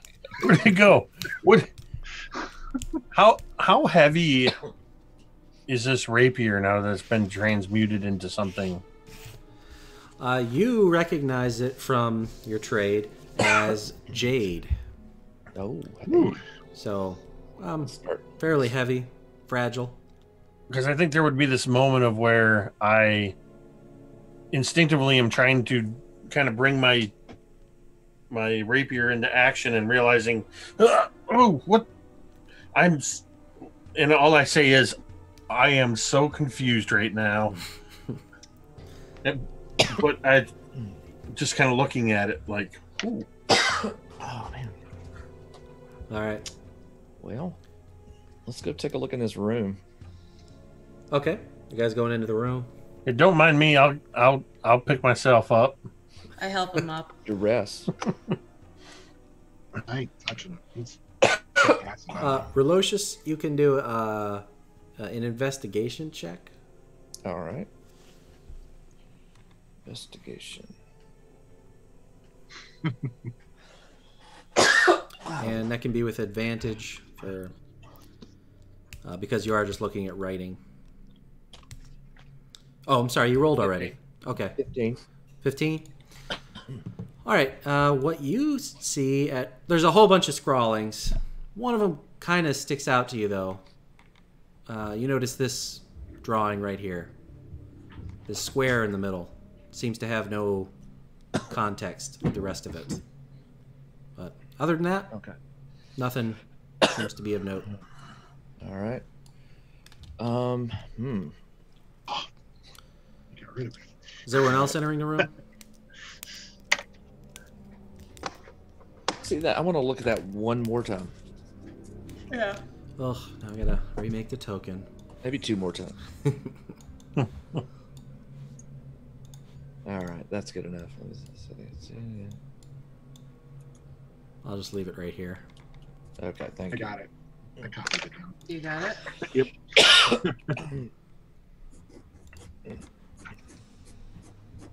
All right, what Benedict, what are you doing? I'm not going in that room. Okay. I'm just kind of standing In there, there. All right, Eric? just taking deep breaths. The symbol above the square thing, the gridded thing there with the halo with the line through it and another dot next to it, does that look like anything that I would recognize as far as Selune? It doesn't. Okay. No, most of this is scribblings. The only thing that stands out is that checker square thing. Okay. I'm gonna go back then and look at this device in the main room here. Take All right. a closer look at it. Morganite, what are you doing? Do I notice anything on the other walls inside the room we're already in? Do we establish that? Anything else? No one has searched this room or the next one. Do you want to? Yeah, I want to look around the room that we're in right now to look and see if there's anything on the walls, as well as. Okay. You can roll perception. Oh. 19. Yep. You can take your time, but nothing sticks out. Okay. Solid walls. I'll look around the potion room. Are these potions? Is that what we're maybe old, degraded potions? Sure. So you can tell that immediately. Yeah, it appears to be old, degraded potions, expired, broken open. Doesn't appear that any of them are intact. All right, I'm just gonna walk around the room, looking at the walls. The writing on the walls, nothing stands out about it. Just looks like scribbling. Yeah. You want to do a perception check? Yeah. Okay. I'm gonna do a full examination of the room. All right. 3. Okay. Do you have inspiration or? You know what? I will use my. Well, no, I'm not gonna use it here. Okay. All right. Yep. You sort of fumble around, cut your hand a little bit on the rock. Don't find anything. Okay. Whatever this room was for, I don't think we're gonna figure it out unless we spend some serious time, and we don't have that. Alright, well, we've kind of discovered what this thing does anyways. It likes to turn metal into stone. Well, we know it's here. I don't know if it's going to benefit us right now. At this To me, point, or no. does that rune look familiar? Or like almost. It doesn't. It kind of looks profane, just like the writing on the device. Okay. Like wherever it came from, it's the same place. Nothing from that dream that we had. Good question. Well, the book had a symbol similar to it, but not the exact symbol. Okay. It kind of does look a little like it. Again, you can't read it, and you don't know what that symbol was. Both of them seem to be kind of profane. Yeah. There's similarities, but they are distinct. They're not the same. Gotcha. Okay. Oh, Yeah. Back out. All right. Going back to the hallway? Yeah. Yes. Okay. And back we go. So there's the 2 other doors.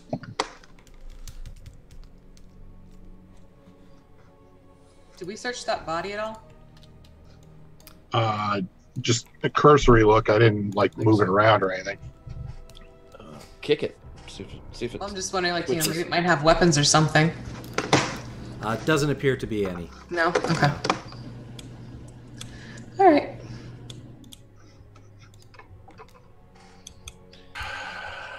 Okay. Which one of these doors the chlorine smell? The The one one that you're standing right next to. The one that your icon's on, essentially. All right, I'm gonna check this door for traps. Okay. Taking a deep breath as I do so.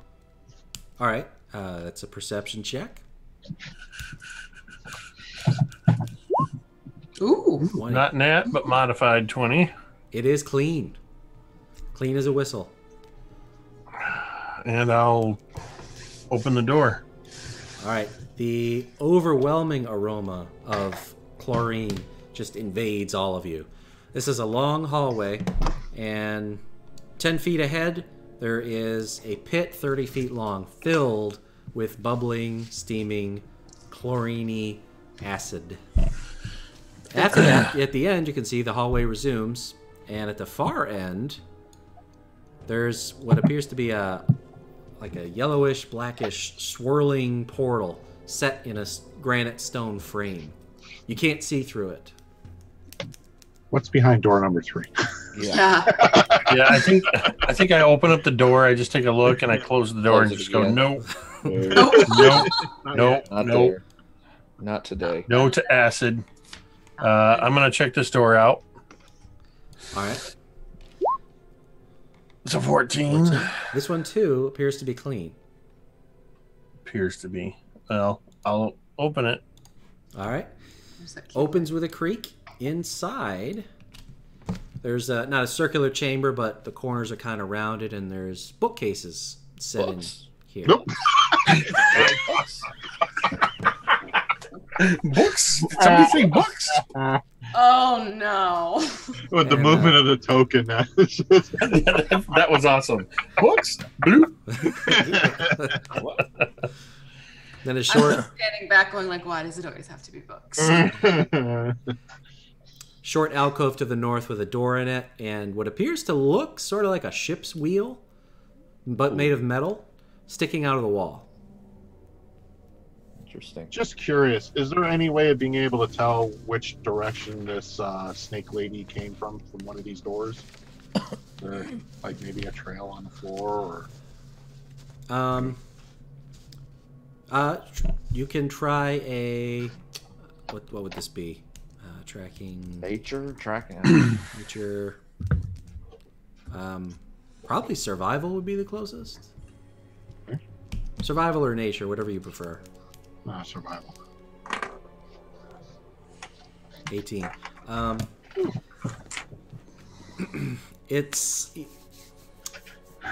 She's not hundreds of years old, so but it could have been decades. Down here, who knows what gets preserved.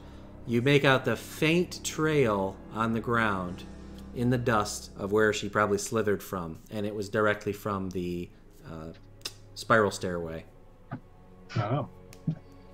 Okay. She didn't get far. Gotcha. All right. Yeah, she came from outside. By the way. Well, Relocious is like a kid in the candy store running around all the Yeah. books in here. I'm not exactly interested in randomly turning a ship's wheel in this room, but I would like to check this door out. Okay, go ahead. 17. This one appears to be clean. I'm gonna pop it open and just take a peek. Okay. Inside, there's a. The floor sinks down about 10 feet. The whole time. And at the bottom of this pit is completely covered with bones. Looks like humanoid bones. There's a 5-foot wide stone walkway elevated going around the room. Seems to wrap up around, and then you can't see from here up at the north side. And then on a raised dais at your level, you could see there's a stone statue of a half-orc warrior. Seems to be in mid-swing with his great axe. Yeah, I'm going to close the door. Okay. And man, my curiosity is just getting the best of me. Yeah, that wheel is interesting. 11 hit points, mister. Yeah. I'm not doing much better. I'm just gonna look back at everybody, and I'm gonna Benedict. turn the ship's wheel clockwise. Don't make me turn this ship around. And as soon as you do it one notch, it's like there's a counterweight, and it starts spinning. Jeez. And you start hearing Goonies never say die. It's not my fault. It's not my fault. like from behind the wall, you can hear what sounds like rushing water, rushing fluid, like Niagara Falls. Lasts about 15 seconds, and then it's quiet again. The acid is still in that. Someone go check the Is acid. it? Or is it? I go back and take a peek. To where? Can we smell the door? So Eric, you're over there. The odor is not as strong. Do you want to open the door? Yes, I do. Just Okay. Oh, look at that! Told ya. And yeah, you do find that it's been completely drained. That's a nice trap there. I knew that would happen. Now we know where all the bones came from. Yeah. I say we go this way. Before making any move, I want to listen carefully at this wheel mechanism Yeah. for any kind of sound of anything that maybe specifically I'm listening to see if it's a timed mechanism. Yeah. Like maybe it's kind of like Yep. Okay. Agreed. Okay. Sure. Do an investigation check. dice gods are Okay. in my favor tonight. Nope. Not It anymore. is. It seems to be locked in place. You don't hear anything else. Not locked in. You don't know if it's locked in place because you haven't tried to turn it. But even if you do it, I mean, it sort of jiggles. You've operated it. Doesn't seem to be anything more to it.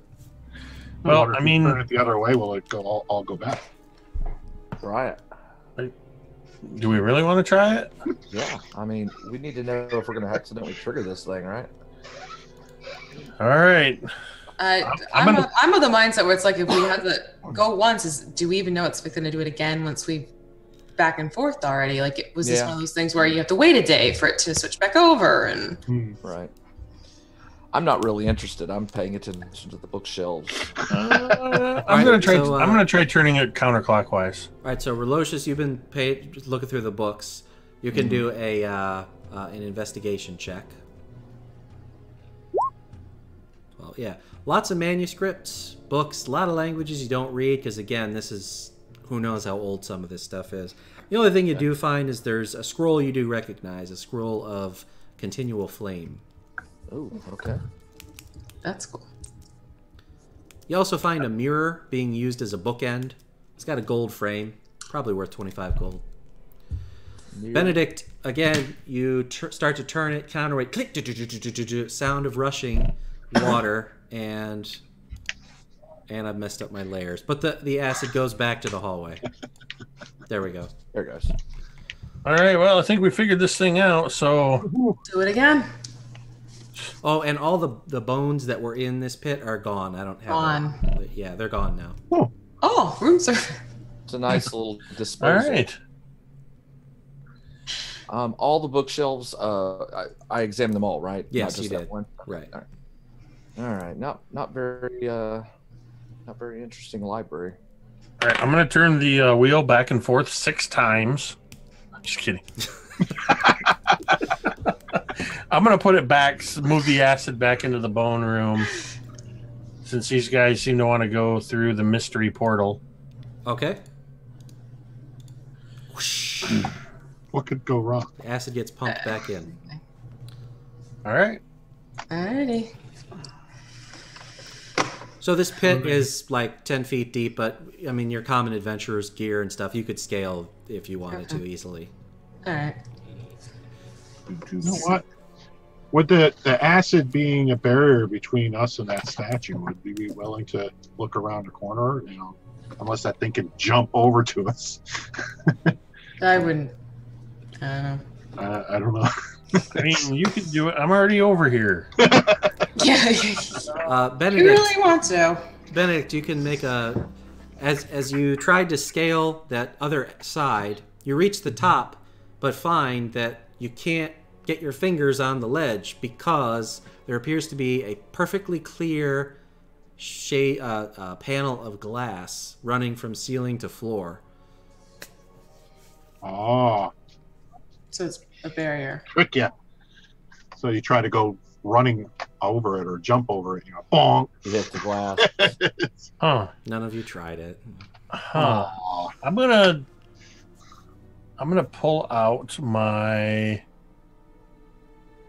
pull out a dagger Mm-hmm. Batter it. and just kind of just a light, just kind of tink tink tink to see if it feels like glass.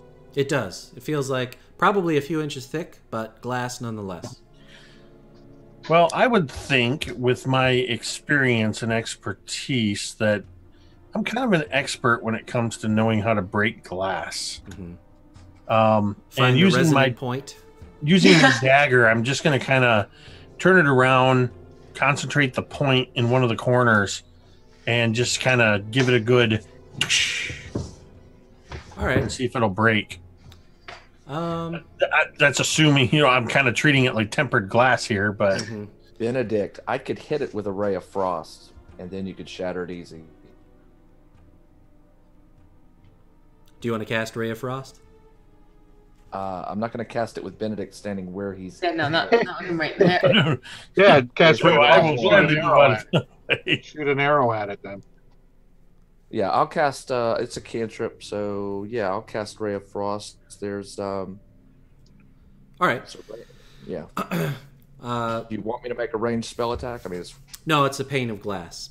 But you can just describe what it looks like as you cast it and it hits. the Ray of Frost is interesting. It looks like a little mini snowstorm coming out of my fingers.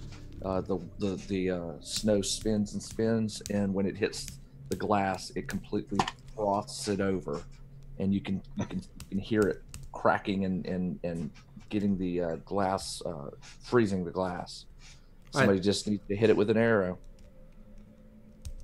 So Benedict, you were going to try and hit it like at the resonant point. yeah. Okay, so I do don't a know where that is. dexterity check, but you have advantage now since it's frosted and weakened. Just straight dex. I think so, unless you have a better suggestion. No, I think that makes sense. Just straight dex. It's a 19. That'll work. What's it look like as you find the right point? Ka-chink. Yeah, just kind of poking at it with my dagger, just kind of testing it, listening, ting, ting, ting, for just that right point, and then I just give it a good ting. I don't hit it hard. I just hit it solidly, just firmly, ting, and kind of turn my head as the glass just rains down in 1,000 pieces. Like Wile E. Coyote's teeth. Exactly. Okay, got it. Sweet. All right. And it does. Chunks of glass, frozen, fall down, and you're easily able to get purchase now. Clamber over it to the other side of that hallway. All of you can easily. Okay. All right, now before we go through this portal, we have Benedict and myself both pretty low. Do you want to try like a short rest? Or anything like that? I'm okay with that. Yeah.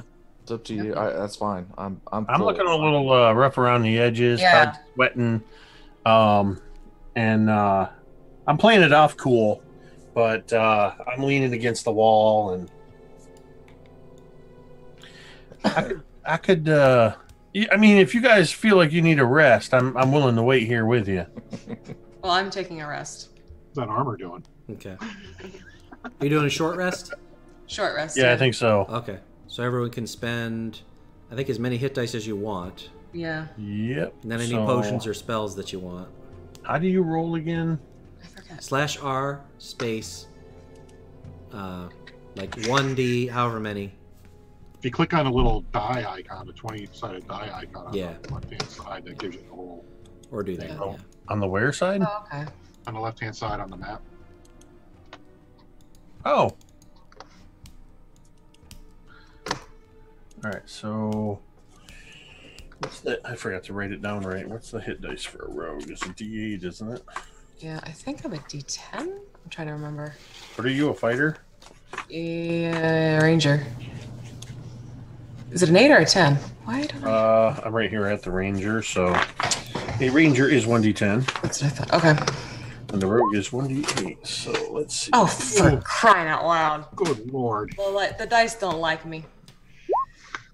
Let's All see. right, That's so that's 1, 2. So that's 14. That's good enough. I'm gonna do. Let's see here. We could take an extra hour if you need it. 25. Burn 2. Well, you can burn as many as you want. No, I know. I'm debating. Is it worth it based off of how far I've dropped down? I think I'm gonna go for one more. Yep, one more. Okay, that brings it up to 25 at least.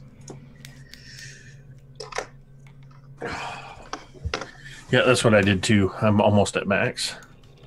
I feel better. While they're resting, I'm going to go examine this portal, or if that's what it is. I whatever this is at the end of the hall. Sorry, one sec. Mm-hmm. Sure. Just sit there over the hour, just chucking little pieces of glass into it. Bink, bink. Talking to it. Mirror, mirror. All right.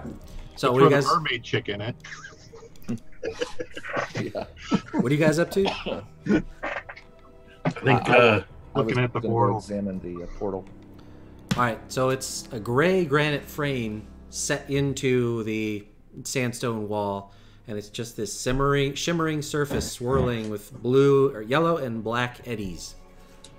Is it, humanoid height? Is it like a doorway, or is it more like a window? Or Probably a little more than humanoid height, but okay, not for a giant. But I mean, it's an imposing looking. but it goes all the doorway. way to the ground. Yes.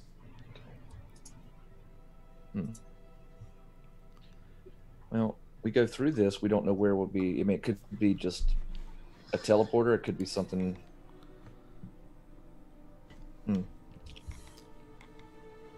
I didn't see anything in the books that I examined that mentioned this. No maps or nothing that had anything to talk about a portal that Right. matches this one. But logically You speaking, did not. it's been hiding its hoard for how long now, and it hasn't been found. Yeah. Wouldn't be unheard of it to hide it somewhere else where you need to go through a portal. That's kind of what I'm thinking. Relocious, you can do an Arcana check. Sure.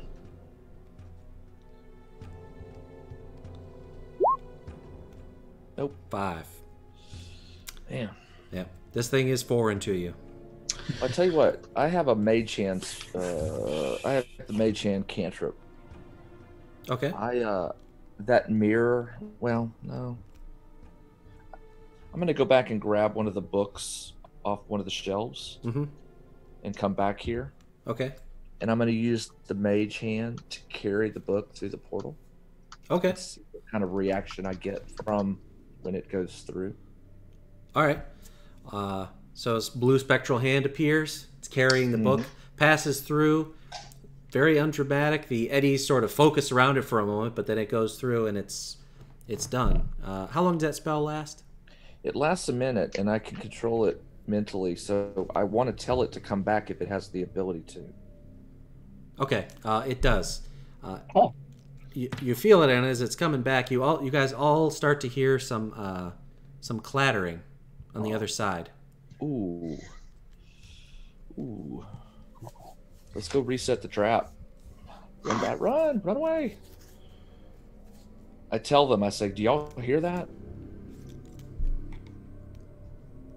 think so. So Morganite, do you hear this sound coming from? Is that coming from beyond the portal?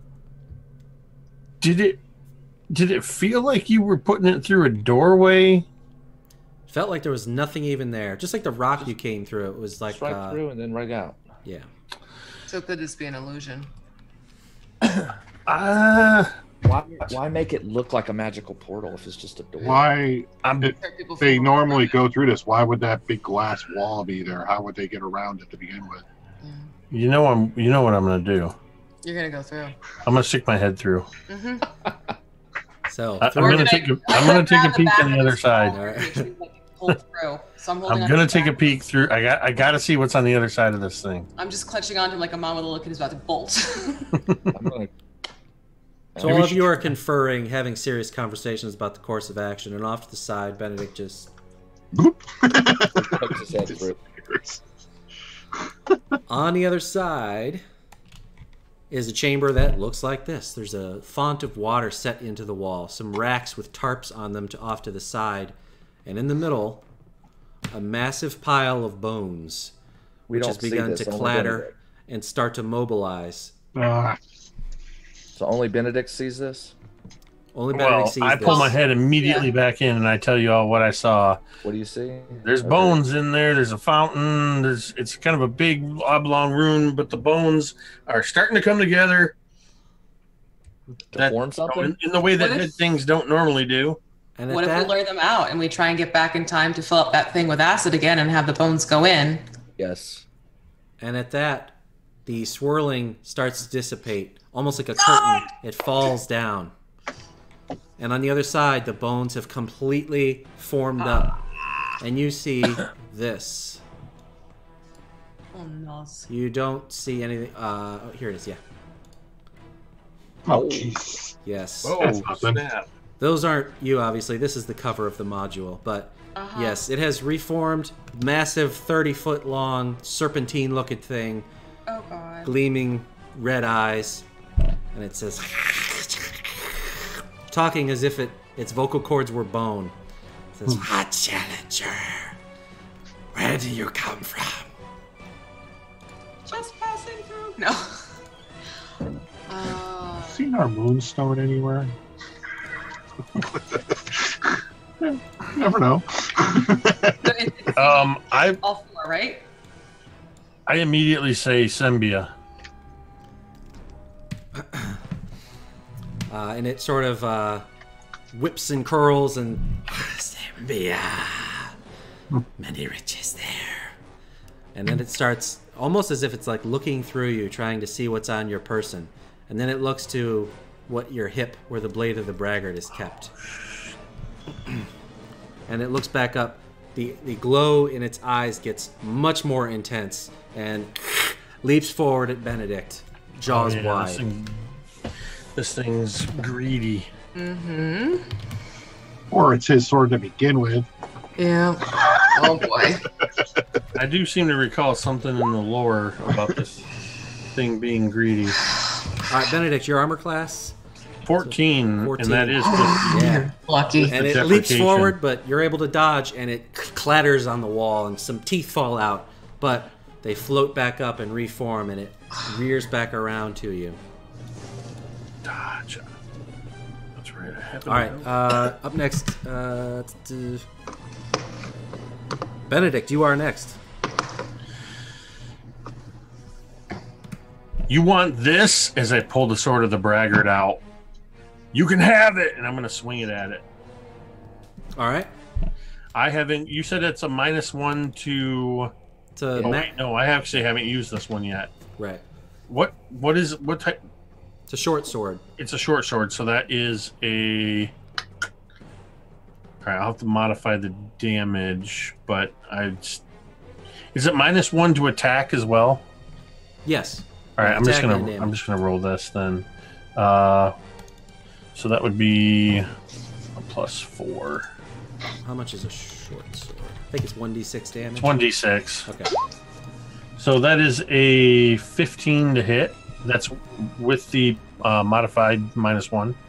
Yep, and this thing is clumsy in your hand, but somehow you just barely are able to connect with one of the vertebrae.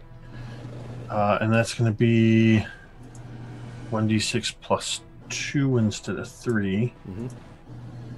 So that's going to do 4, but I also get 2d6 of sneak attack damage. Okay. So that's 5 additional points of sneak attack. All right. So 3 of the vertebrae chunk out, chips of bone flying everywhere, and it rears back. Morganite, you're up. All right, I have that arrow of undead. You do. Yeah. I'm thinking maybe try the arrow of slaying. All right. Do you have exactly what that does? Or, I don't know. I'm clicking on it, but nothing's happening. I got you. Okay. It's not pulling up information for me on this one. When it takes damage, the creature must make a DC 17 Constitution saving throw, taking an extra 6d10 piercing damage on a failed save. 6d10? 6d10. Or half as much on a successful save. You could... And that was DC on 17 on strength, you said? Constitution. Constitution. Yep. Okay. All right, so you're shooting? Let's give it a whirl. Oh, I can't believe we're doing this. Okay, where's my longbow? There it is. All right, away we go. Bam. Your name's true. Okay, so then how do we roll for this one? I plug in the other dice, right? So do the normal damage first. Okay. 3. Okay. You could just hit that d20 and then just hit the 6. the 6. 10 6 times. Mhm. Okay. Well, let's say we're gonna try it this way because you can roll an option in there. So the arrow goes in, There we go. lodges, and then what's it look like as it carries It out almost its it's like morphing the air as it flies through the air. So it's almost like these waves of heat going through it. And the closer it gets to the undead, it starts glowing a bright red, and it just sears right into the bone when it hits. Yeah. All right. And let's see if it's gonna.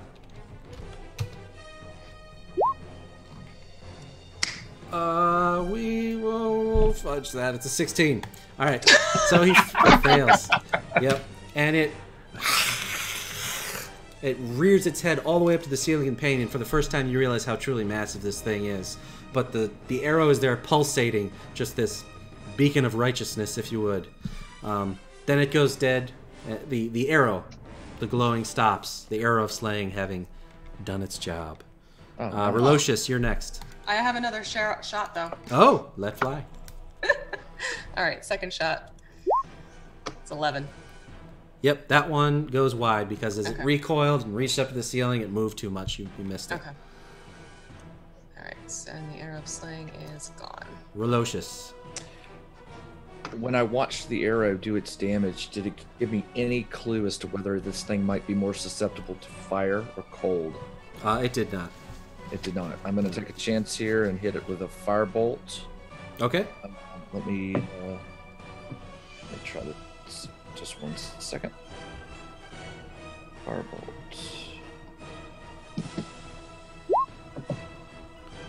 Yep, that'll do. All right. All right, damage.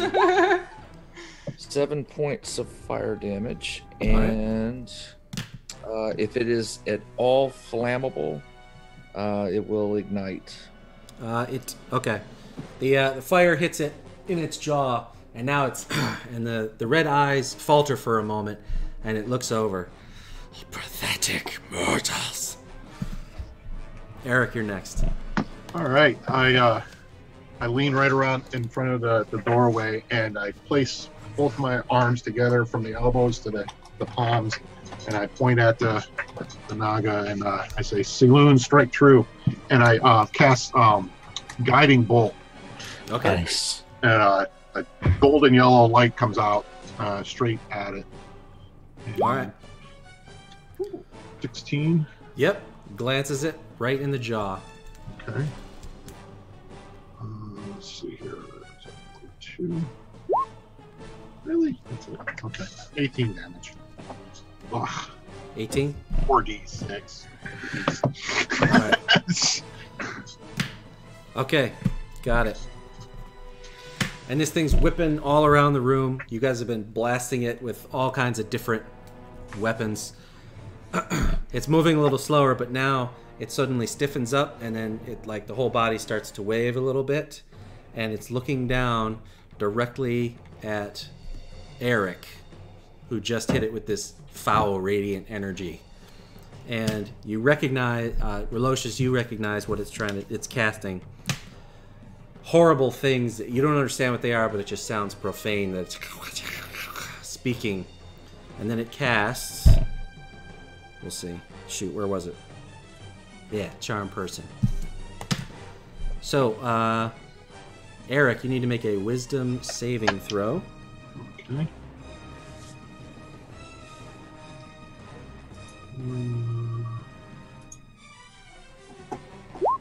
Boom! Aha! All right.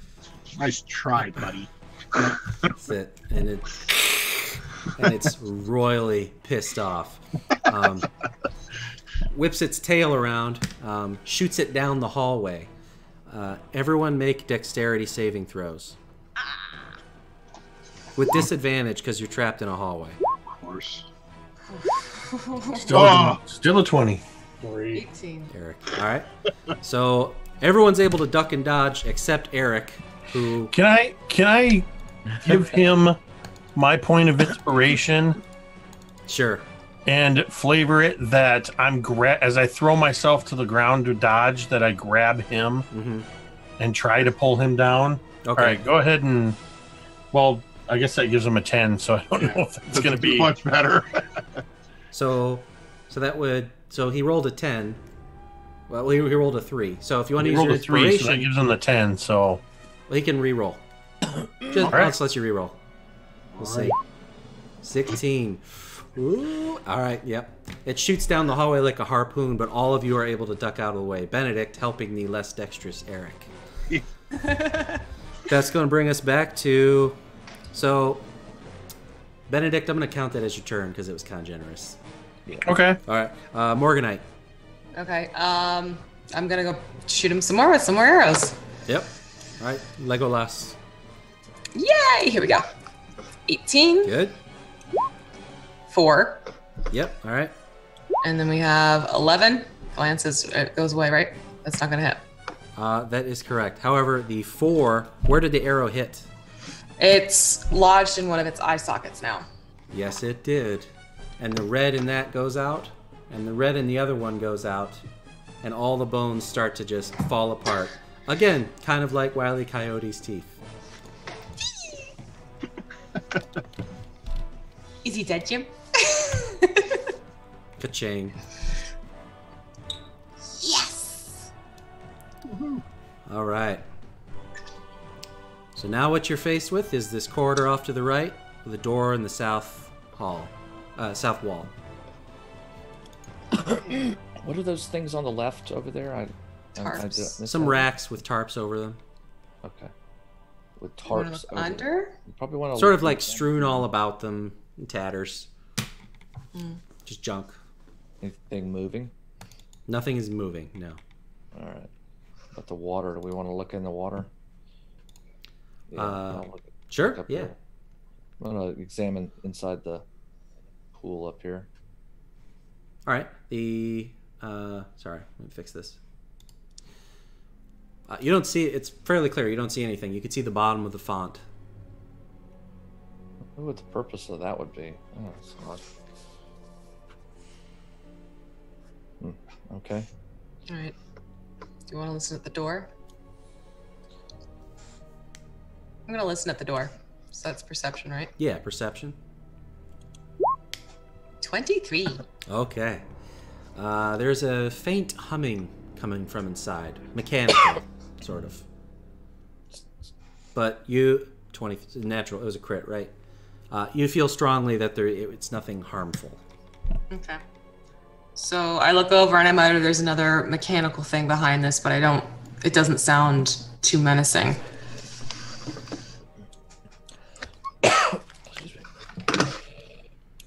Not big was this thing's head?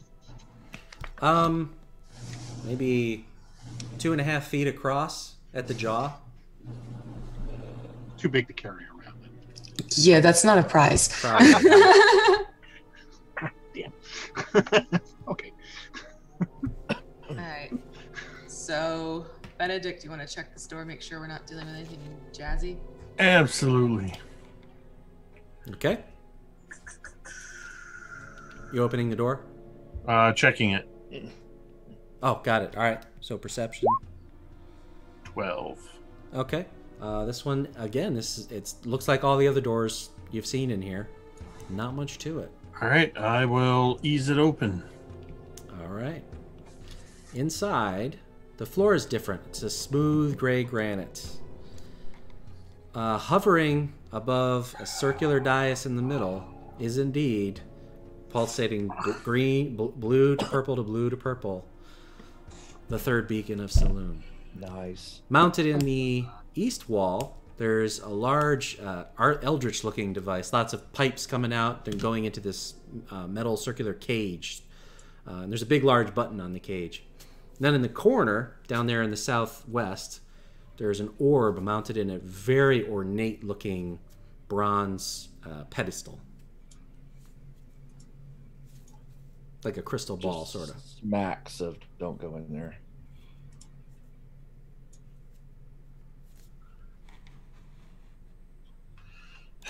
Isn't that what we came for?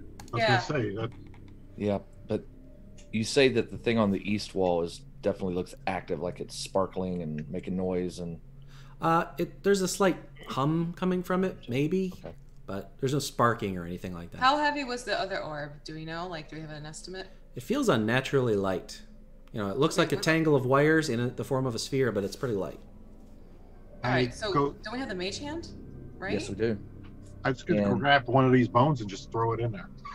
Let's see what happens. All right. Yeah. So the bone clatters in, rolls across the granite floor, hits the south wall, and nothing happens. I can try the mage hand to pick it up. We could see what happens. Okay. All right. So the I'll send the mage hand in and try to pick up the beacon. okay. And what you find, and you actually feel this in your hand, it's like a shudder. It passes right through this ancient artifact. It's unable to grasp it. I pull the hand out and I inform them. I said, "Did you see that? A hand went right through the object." Could be a decoy. That machine over there could be making it to where it's not got any kind of substance to it. We may have to disable it. We never did go see what was on the other side of that room that all the acid went into. I start praying to Selune. Have we finally found what we've been searching for? Okay. Do a religion check then.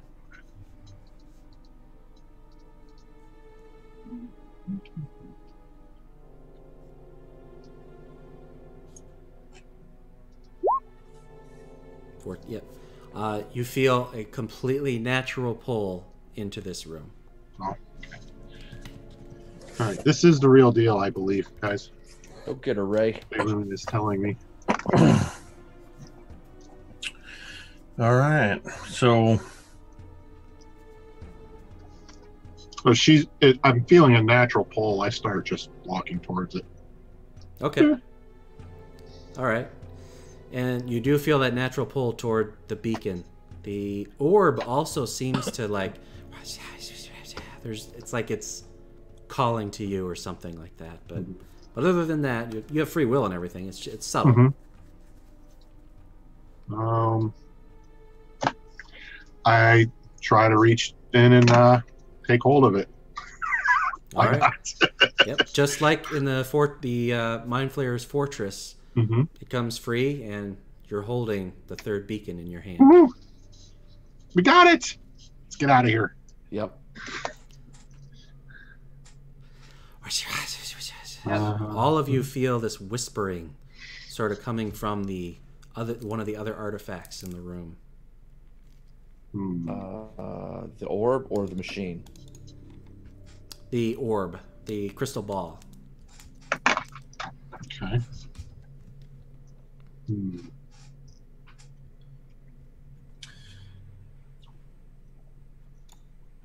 I'll go ahead and play this since you picked up the beacon. All right, what's next? So what's up? It's something we're like hearing voices, but I'm not concerned. I got what we need. We got what we came for. I'm thinking probably get out of here. That's what I'm thinking too. We've got it. Yep. Relocious, you can do it. Relocious, do an Arcana check.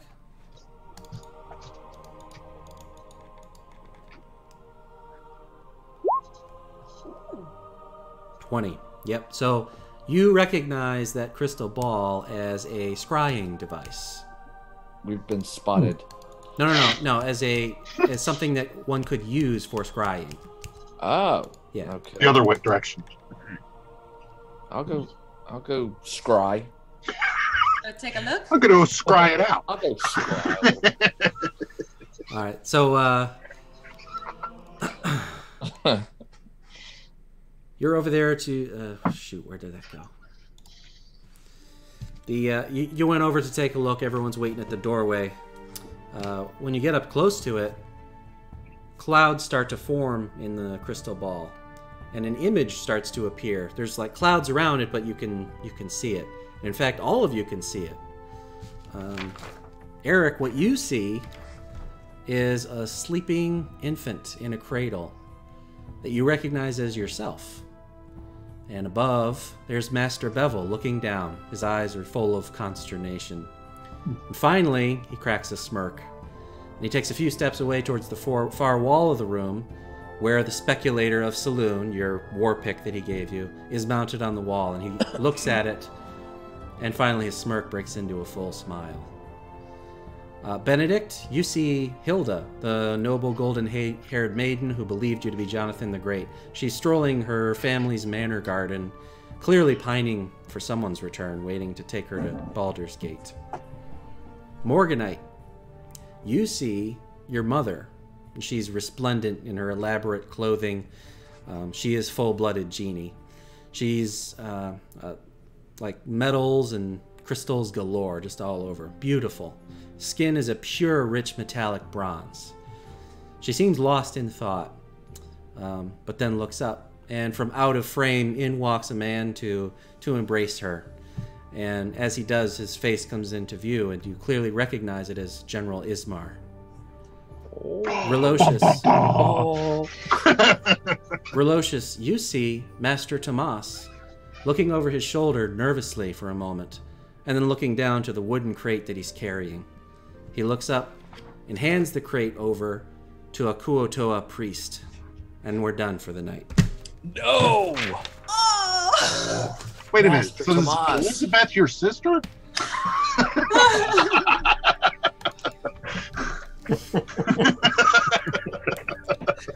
Morganite and Benedict have a little something more to talk about. Yeah. That was good. That Very was fun. cool. That was All awesome. right. Thank I you. love that. That was fun. Your cliffhangers are good. That was excellent. So cool. Yeah, the cliffhangers are good. Yes. All right, so let's go around real quick, and then we'll do some announcements. So introduce yourself, not your character, but who you are and where we can find you, and any thoughts you had about tonight. Eric. I play Eric the Angie, the cleric of Selune. My name is John Susky. I run the channel Dungeons and Glue Sticks, where you can see me do multiple terrain pieces, mostly out of foam. All right, Benedict. I'm Jake, also known as @MTD_Jake on Twitter, or Mini Terrain Domain. You can find me on YouTube and Twitch as Mini Terrain Domain, where I run a whole bunch of D&D games, campaigns, and I also do foam, dungeon tile, and set piece creation. And Relocious. My name is Jim Kelly. I also go by DM Jim on my YouTube channel. The YouTube channel is Game Terrain Engineering. I like to make stuff, and I'm quickly just becoming in awe of this community of people right here and others. How we have just, I mean, it's just incredible how we're all coming together to make this community better. Glad to be part of it. Yep, absolutely. And Morganite? I am V, and I have the YouTube channel, The Crafting Muse, and I am also on Twitter, The Crafting Muse, and Instagram, The Crafting Muse. So basically, if you're curious of somewhere, check out The Crafting Muse. Chances are you'll find me there. But it's also terrain and scatter and game accessories and all that good stuff, and it's fun. Don't you have something pretty big happening in just a couple days that you might want to I'm going to Origins! I'll be there Thursday, and I'm actually doing a Beholder painting with Realmsmith Thursday evening starting at 6. You'll get a chance to get your hand on one of these majorly in the want and need Beholder pictures, and we're going to show you how to paint them up while we're there. So you do need to purchase tickets. So if you're going, make sure you get your tickets purchased from Gamma, and you'll be all set. And there's actually a few sessions being offered. Coolness. Nice. Excellent. And I'm Bill, and again, this is all about cross-channel promotion and everything. So I want you to go to the other, if you're subscribed to me, I want you to go to these other 4 and watch their stuff and subscribe to them as well. Tabletop Crafters Guild on Facebook, that's the name of the group, Tabletop Crafters Guild. Be sure and check it out. Let's see, am I missing anything? Anything else we want to throw out there? Okay, next week, next Tuesday is the finale of the campaign. Dun, dun, dun. So be sure and tune in.